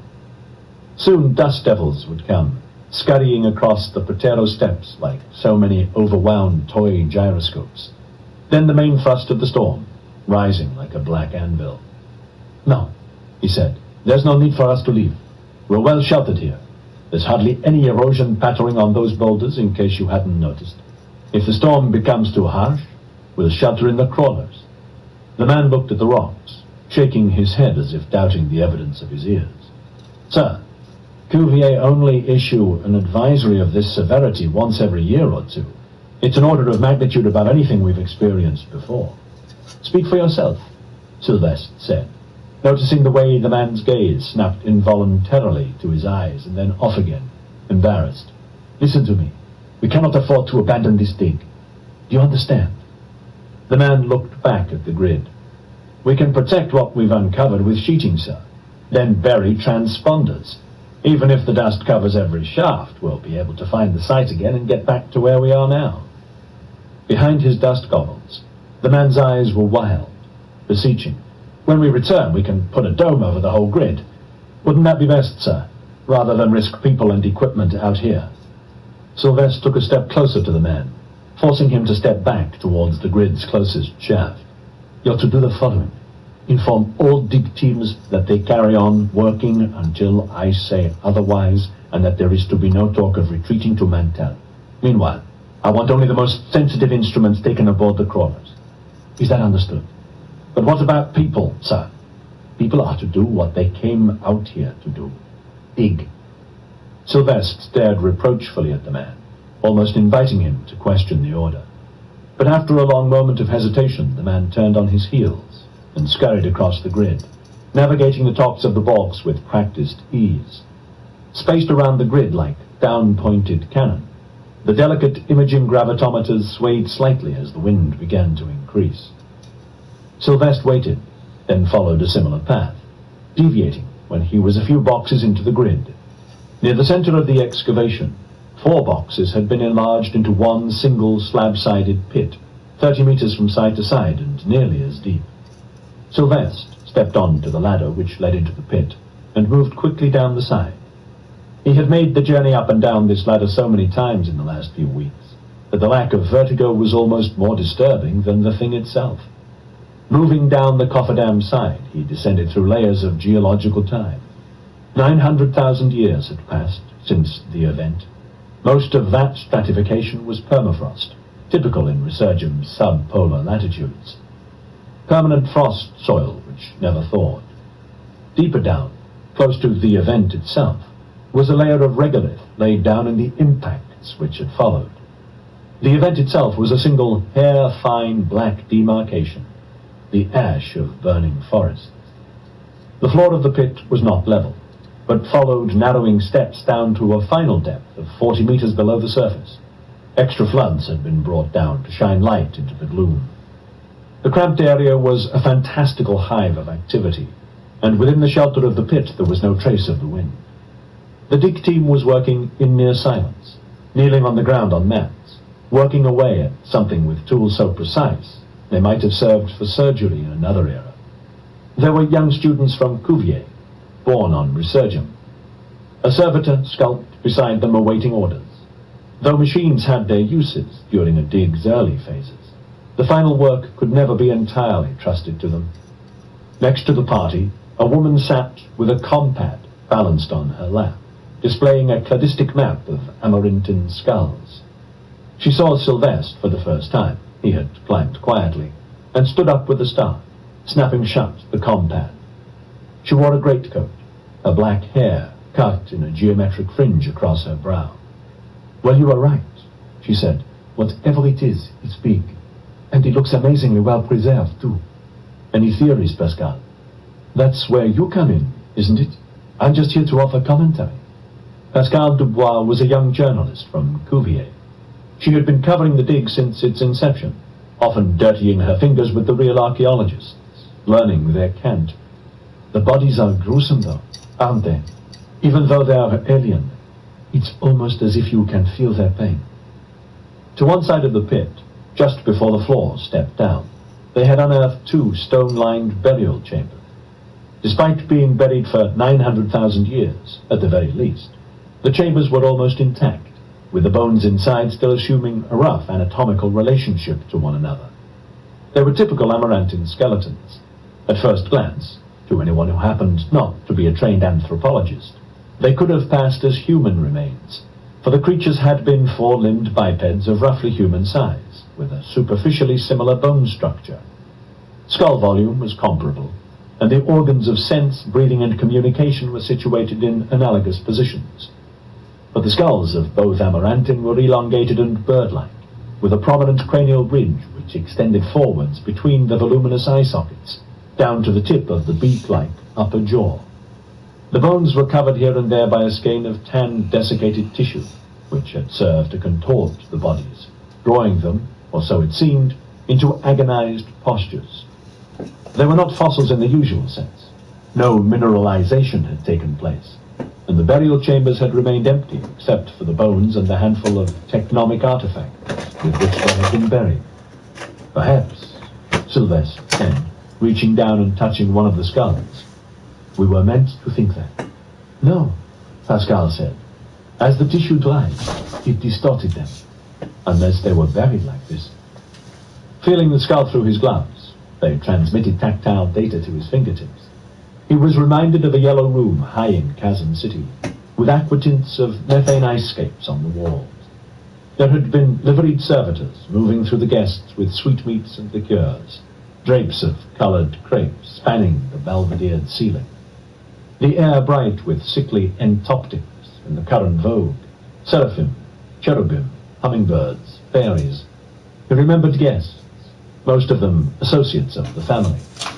People he either barely recognized or detested, for his friends had been few in number. His father had been late as usual, the party already winding down by the time Calvin deigned to show up. This was normal then, the time of Calvin's last and greatest project, and the realization of it was in itself a slow death, no less so than the suicide he would bring upon himself at the project's culmination. He remembered his father producing a box, its sides bearing a marquetry of entwined ribonucleic strands. "Open it," Calvin had said. He remembered taking it, feeling its lightness. He had snatched the top off to reveal a bird's nest of fibrous packing material. Within was a speckled brown dome, the same color as the box. It was the upper part of a skull, obviously human, with the jaw missing. He remembered a silence falling across the room. "Is that all?" Sylvestre had said, just loud enough so that everyone in the room heard it. "An old bone?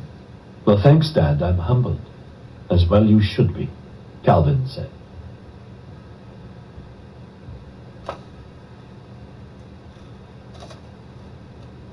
And the trouble was, as Sylvestre had realized almost immediately, Calvin was right. The skull was incredibly valuable, 200,000 years old, a woman from Atapuerca, Spain, he soon learned. Her time of death had been obvious enough from the context in which she was buried, but the scientists who had unearthed her had refined the estimate using the best techniques of their day.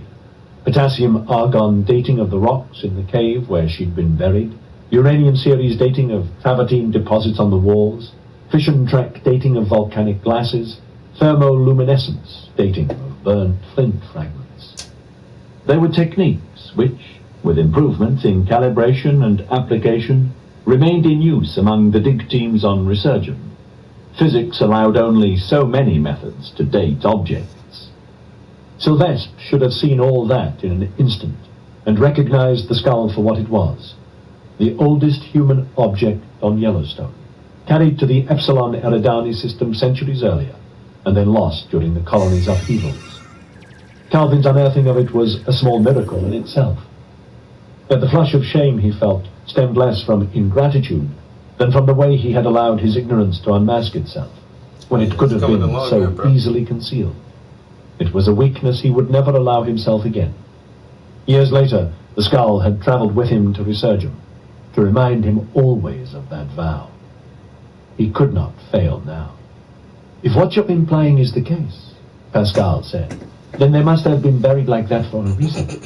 Maybe as a warning, Sylvestre said, and stepped down towards the three students. I was afraid you might say something like that, Pascal said, following him. And what exactly might this terrible warning have concerned? Her question was largely rhetorical, as Sylvestre well knew.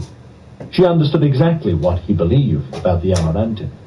She also seemed to enjoy needling him about those beliefs, as if by forcing him to state them repeatedly, she might eventually cause him to expose some logical error in his own theories, one that even he would have to admit undermined the whole argument. The event, Sylvestre said, fingering the fine black line behind the nearest cofferdam as he spoke. The event happened to the Amarantin, Pascal said. It wasn't anything they had any say in, and it happened quickly, too. They didn't have time to go about burying bodies in dire warning, even if they'd had any idea about what was happening to them. They angered the gods, Sylvestre said. Yes, Pascal said. I think we all agree that they would have interpreted the event as evidence of theistic displeasure within the constraints of their belief system. But there wouldn't have been time to express that belief in any permanent form before they all died, much less bury bodies for the benefit of future archaeologists from a different species. She lifted her hood over her head and tightened the drawstring. Fine plumes of dust were starting to settle down into the pit, and the air was no longer as still as it had been a few minutes earlier. But you don't think so, do you?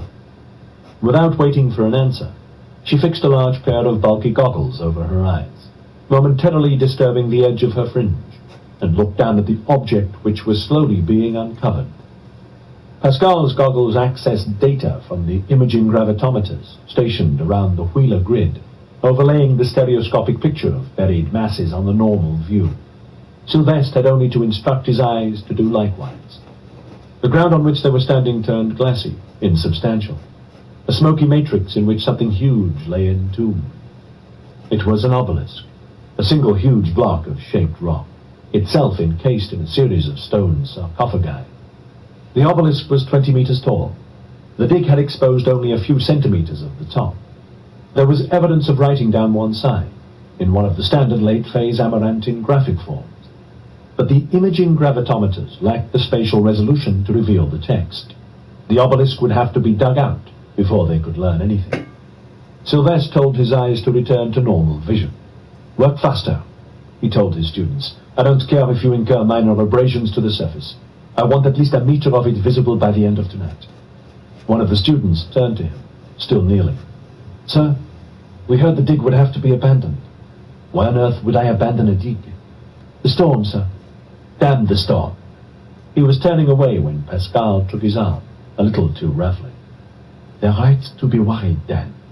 She spoke quietly for his benefit alone. I heard about that advisory too. We should be heading back toward Mantell. And lose this, we'll come back again. We might never find it, even if we bury a transponder. He knew he was right.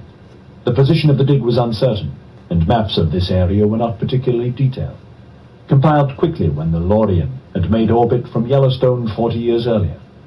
Ever since the ComSat girdle had been destroyed in the mutiny 20 years later, when half the colonists elected to steal the ship and return home, there had been no accurate way of determining position on Resurgam, and many a transponder had simply failed in a razor storm. "It's still not worth risking human lives for," Pascal said. "It might be worth much more than that."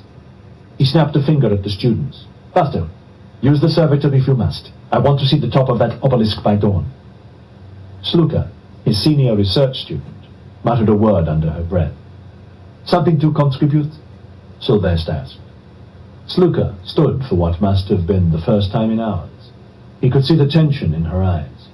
The little spatula dropped on the ground, beside the mucklucks she wore on her feet. She snatched the mask away from her face, breathing Resurgam air for a few seconds while she spoke. "We need to talk." "About what, Sluka?" Sluka gulped down air from the mask before speaking again. "You're pushing your luck, Dr. Sylvester. You've just pushed yours over the precipice." She seemed not to have heard him. "We care about your work, you know. We share your beliefs. That's why we're here, breaking our backs for you. But you shouldn't take us for granted." Her eyes flashed white arcs, glancing towards Pascal. "Right now you need all the allies you can find, Dr. Sylvester. That's a threat, is it? A statement of fact. If you paid more attention to what was going on elsewhere in the colony, you'd know that Girard Dio's planning to move against you. The word is that move's a hell of a lot closer than you think." The back of his neck prickled. "What are you talking about?" "What else? A coup." Sluka pushed past him to ascend the ladder up the side of the pit. When she had a foot on the first rung, she turned back and addressed the other two students, both minding their own business, heads down in concentration as they worked to reveal the obelisk. "Work for as long as you want, but don't say no one warned you. And if you've any doubts as to what being caught in a razor storm is like, take a look at Sylvester." One of the students looked up timidly. "Where are you going, Sluka?" "To speak to the other dig teams. Not everyone may know about that advisory. When they hear, I don't think many of them will be in any hurry to stay." She started climbing, but Sylvester reached up and grabbed the heel of her muckluck. Sluka looked down at him. She was wearing the mask now, but Sylvester could still see the contempt in her expression. "You're finished, Sluka." "No," she said, climbing. "I've just begun. It's you I'd worry about." Sylvester examined his own state of mind and found, it was the last thing he had expected, total calm. But it was like the calm that existed on the metallic hydrogen oceans of the gas giant planets further out from Pavonis, only maintained by crushing pressures from above and below. "Well," Pascal said. "There's someone I need to talk to," Sylvester said. Sylvester climbed the ramp into his crawler. The other was crammed with equipment racks and sample containers, with hammocks for his students pressed into the tiny niches of unoccupied space. They had to sleep aboard the machines because some of the digs in the sector, like this one, were over a day's travel from Mantel itself. Sylvester's crawler was considerably better appointed, with over a third of the interior dedicated to his own stateroom and quarters. The rest of the machine was taken up with additional payload space at a couple of more modest quarters for his senior workers or guests, in this case, Sluka and Pascal. Now, however, he had the whole crawler to himself. The stateroom's decor belied the fact that it was aboard a crawler. It was walled in red velvet, the shelves dotted with facsimile scientific instruments and relics.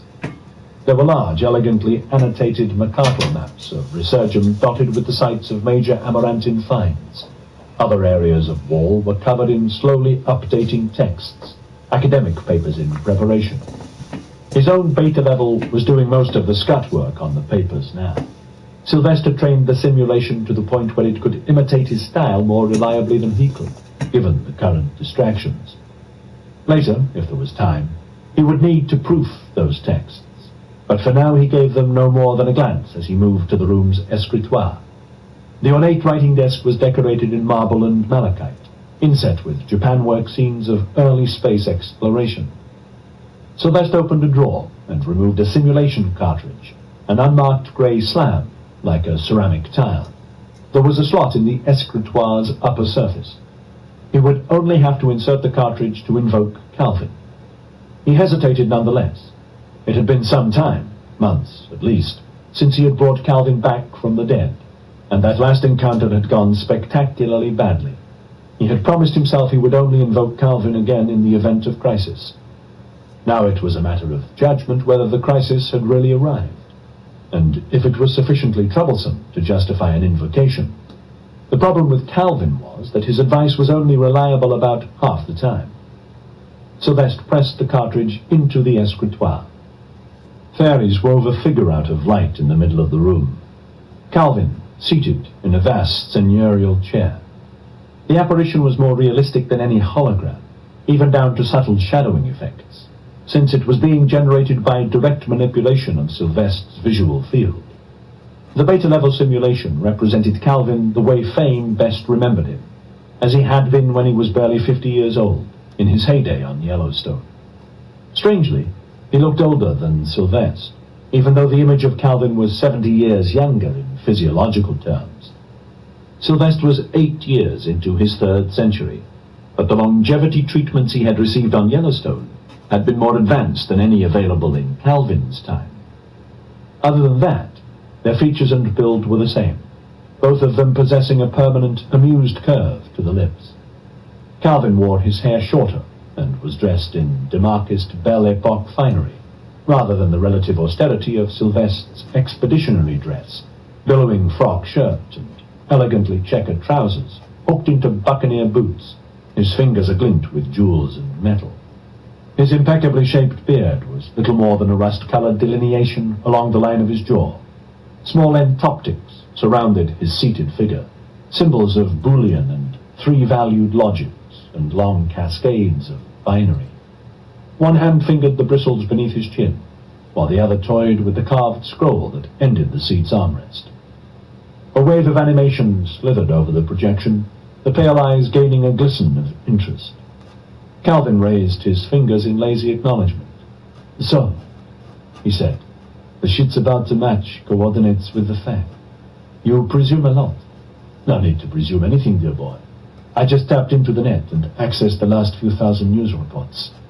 He craned his neck to survey the stateroom. "Nice pad you've got here. How are the eyes, by the way?" "They're functioning as well as can be expected." Calvin nodded. "Resolution's not up to much, but that was the best I could do with the tools I was forced to work with. I probably only reconnected 40% of your optic nerve channels, so putting in better cameras would have been pointless. Now, if you had halfway decent surgical equipment lying around on this planet, I could perhaps begin to do something. But you wouldn't give Michelangelo a toothbrush and expect a great Sistine Chapel. Rub it in." "I wouldn't dream of it," Calvin said, all innocence. "I'm just saying that if you had to let her take the Lorien, couldn't you at least have persuaded Alicia to leave her some medical equipment?" His wife had led the mutiny against him 20 years earlier, a fact Calvin never allowed Sylvestre to forget. "So I made a kind of self-sacrifice." Sylvestre waved an arm to silence the image. "Sorry, but I didn't invoke you for a fireside chat, Cal. I do wish you'd call me father." Sylvestre ignored him. "Do you know where we are? A dig, I presume?" Calvin closed his eyes briefly and touched his fingers against his temples, affecting concentration. "Yes, let me see. 2 expeditionary crawlers out of Mantell, near the Patero Steps, a Wheeler grid. How inordinately quaint, though I suppose it suits your purpose well enough. And what's this? High-res gravitometer sections, seismograms. You've actually found something, haven't you?" At that moment, the escritoire popped up a status fairy to tell him there was an incoming call from Mantell. Sylvestre held a hand up to Calvin while he debated whether or not to accept the call. The person trying to reach him was Henry Janekin, a specialist in avian biology and one of Sylvestre's few outright allies. But while Janekin had known the real Calvin, Sylvestre was fairly sure he had never seen Calvin's beta level, and most certainly not in the process of being solicited for advice by his son. The admission that he needed Cal's help, that he had even considered invoking the sim for this purpose, could be a crucial sign of weakness. "What are you waiting for?" Cal said. "Put him on." He doesn't know about you. About us. Calvin shook his head. Then, shockingly, Janikin appeared in the room. Sylvestre fought to maintain his composure, but it was obvious what had just happened. Calvin must have found a way to send commands to the escritoire's private-level functions. Calvin was and always had been a devious bastard, Sylvestre thought. Ultimately, that was why he remained of use. Janikin's full-body projection was slightly less sharp than Calvin's, for Janikin's image was coming over the satellite network, patchy at best, from Mantell, and the cameras imaging him had probably seen better days, Sylvestre thought, like much else on Resurgam. "There you are," Janikin said, noticing only Sylvestre at first. "I've been trying to reach you for the last hour. Don't you have a way of being alerted to incoming calls when you're down in the pit?" "I do," Sylvestre said, "but I turned it off. It was too annoying." "Oh," Janikin said with only the tiniest hint of annoyance. "Very shrewd indeed, especially for a man in your position. You realize what I'm talking about, of course. There's trouble afoot, Dan, perhaps more than you..." Then Janikin must have noticed Cal for the first time. He studied the figure in the chair for a moment before speaking. "My word, it is you, isn't it?" Cal nodded without saying a word. "This is his beta-level simulation," Sylvestre said. It was important to clear that up before the conversation proceeded any further. Alphas and betas were fundamentally different things, and stoner etiquette was very punctilious indeed about distinguishing between the two. Sylvestre would have been guilty of an extreme social gaffe had he allowed Janikin to think that this was the long-lost alpha-level recording. "I was consulting with him." "With it," Sylvestre said. Calvin pulled a face. "About what?" Janikin said. He was an old man, the oldest person on Resurgam, in fact, and with each passing year his appearance seemed to approach fractionally closer to some simian ideal. His white hair, mustache, and beard framed a small pink face in the manner of some rare marmoset. On Yellowstone, there had been no more talented expert in genetics outside of the Mixmasters, and there were some who rated Janikin a good deal cleverer than any in that sect, for all that his genius was of the undemonstrative sort, accumulating not in any flash of brilliance, but through years and years of quietly excellent work. He was well into his 4th century now, and layer upon layer of longevity treatment was beginning to crumble visibly. Sylvestre supposed that before very long, Janikin would be the first person on Resurgam to die of old age. The thought filled him with sadness. Though there was much upon which Janikin and he disagreed, they had always seen eye to eye on all the important things. "He's found something," Cal said. Janikin's eyes brightened, years lifting off him in the joy of scientific discovery. "Really?" "Yes, Then something else odd happened. The room was gone now. The three of them were standing on a balcony, high above what Sylvestre instantly recognized as Chasm City. Calvin's doing again. The escritoire had followed them like an obedient dog. If Cal could access its private-level functions, Sylvestre thought, he could also do this kind of trick, running one of the escritoire's standard environments. It was a good simulation, too, down to the slap of wind against Sylvestre's cheek, and the city's almost intangible smell, never easy to define, but always obvious by its absence in more cheaply done environments. It was the city from his childhood, the high Belle Epoque. Awesome gold structures marched into the distance like sculpted clouds, buzzing with aerial traffic. Below, tiered parks and gardens stepped down in a series of dizzying vistas towards a verdant haze of greenery and light, kilometers beneath their feet. "Isn't it great to see the old place?" Cal said, "and to think that it was almost ours for the taking. So much within reach of our clan. Who knows how we might have changed things if we'd held the city's reins." Janikin steadied himself on the railing. "Very nice, but I didn't come to sightsee, Calvin. Dan, what were you about to tell me before we were so..." "Rudely interrupted," Sylvestre said. "I was going to tell Cal to pull the gravitometer data from the escritoire, as he obviously has the means to read my private files." "There's really nothing to it for a man in my position," Cal said. There was a moment while he accessed the smoky imagery of the buried thing, the obelisk hanging in front of them beyond the railing, apparently life-size. "Oh, very interesting," Janikin said. "Very interesting indeed." "Not bad," Cal said. "Not bad," Sylvestre said. "It's bigger and better preserved than anything we found to date by an order of magnitude. It's clear evidence of a more advanced phase of Amarantine technology, perhaps even a precursor phase to a full industrial revolution. I suppose it could be quite a significant find," Cal said grudgingly. "You, are planning to unearth it, I assume." "Until a moment ago, yes." Sylvestre paused. "But something's just come up. I've just found out for myself that Girard Diot may be planning to move against me a lot sooner than I had feared." "He can't touch you without a majority in the Expeditionary Council," Cal said. "No, he couldn't," Janikin said, "if that was how he was going to do it. But Dan's information is right. It looks as if Girard Diot may be planning on more direct action. That would be tantamount to some kind of coup, I suppose." "I think that would be the technical term," Janikin said. "Are you sure?" Then Calvin did the concentration thing again, dark lines etching his brow.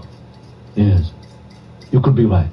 A lot of media speculation in the last day concerning Girard Diot's next move, and the fact that Dan's off on some dig, while the colony stumbles through a crisis of leadership, and the definite increase in encrypted comms among Girard Diot's known sympathizers.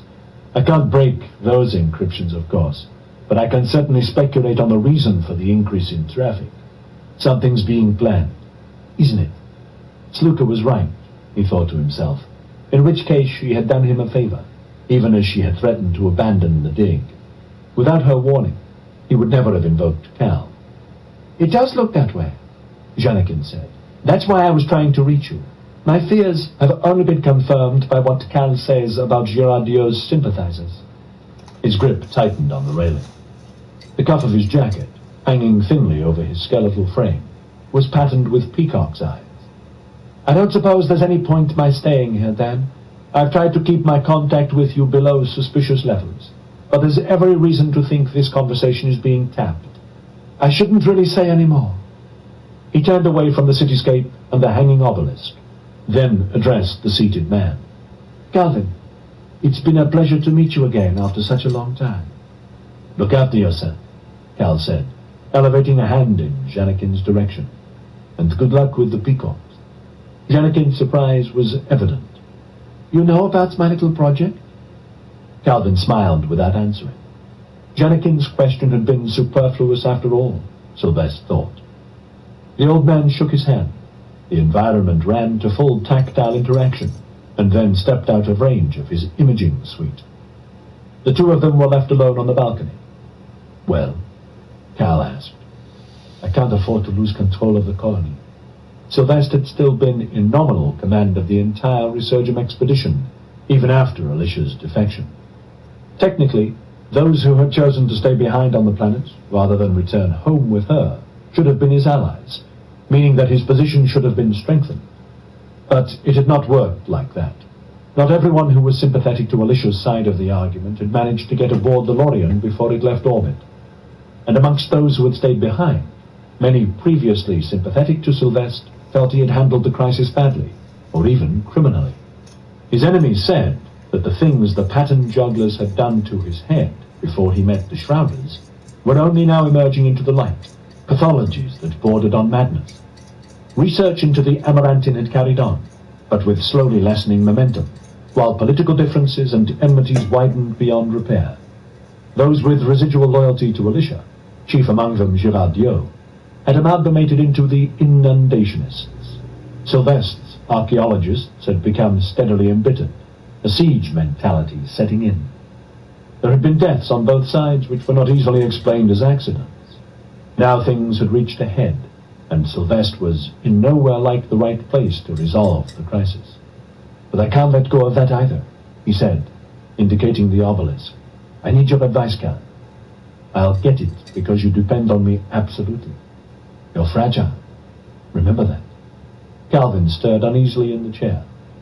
"So basically you're putting the squeeze on your old dad?" "Charming. No. Sylvester said through clenched teeth. What I'm saying is that you could fall into the wrong hands unless you give me guidance.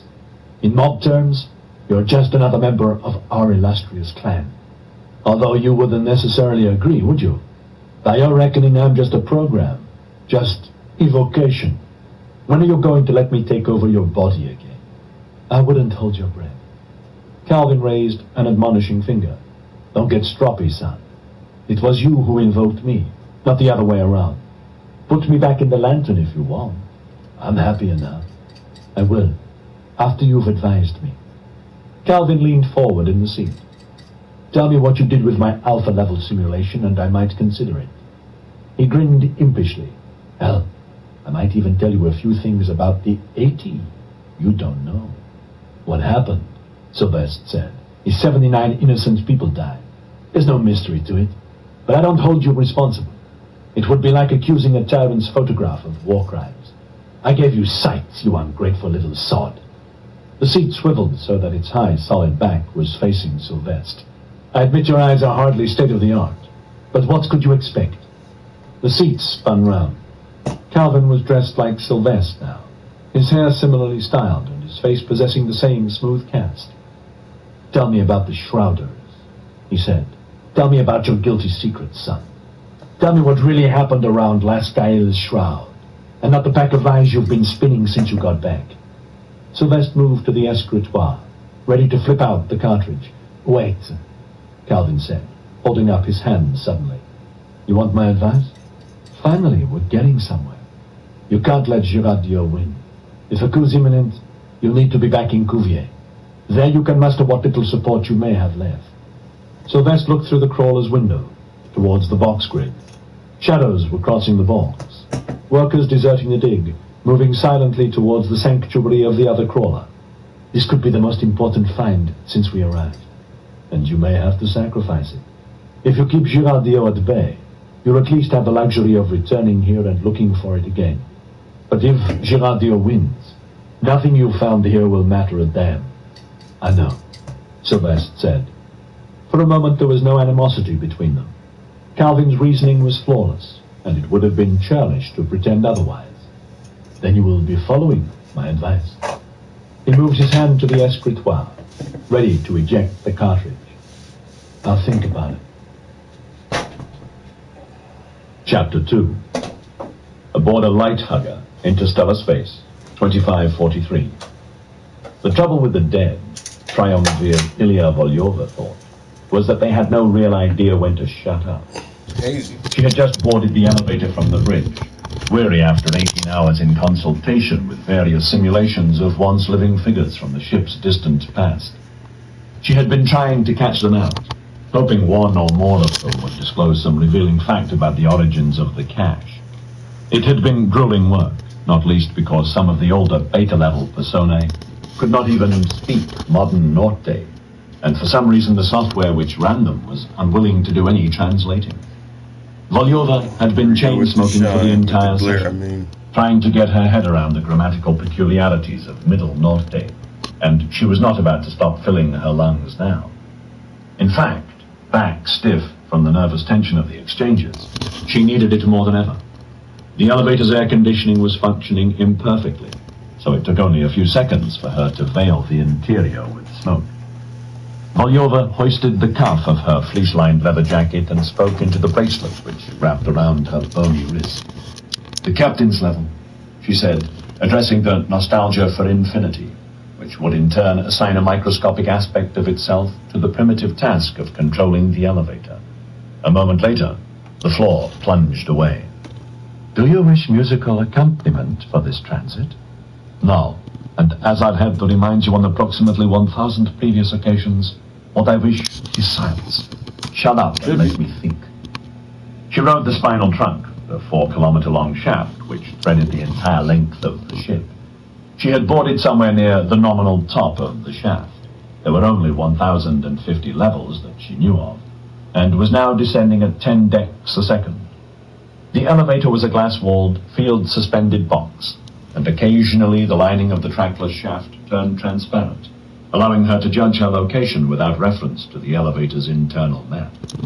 She was descending through forests now, tiered gardens of planetary vegetation grown wild with neglect and dying, for the UV lamps which had once supplied the forest with sunlight were mostly broken now, and no one could be bothered repairing them.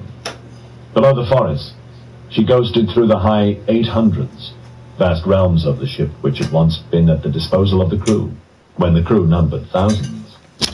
Below 800, the elevator passed through the vast and now immobile armature which spaced the ship's rotatable habitats and non-rotatable utility sections, and then dropped through 200 levels of cryogenic storage bays.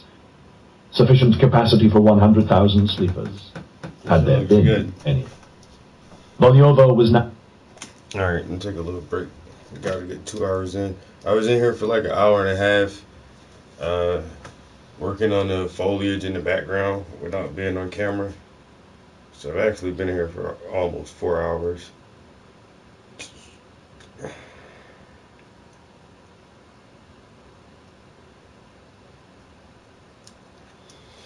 Oh no, it's kind of early. There's a chance I may be back in here tonight, but if not, you guys can definitely catch me in here early tomorrow morning. So peace till next time.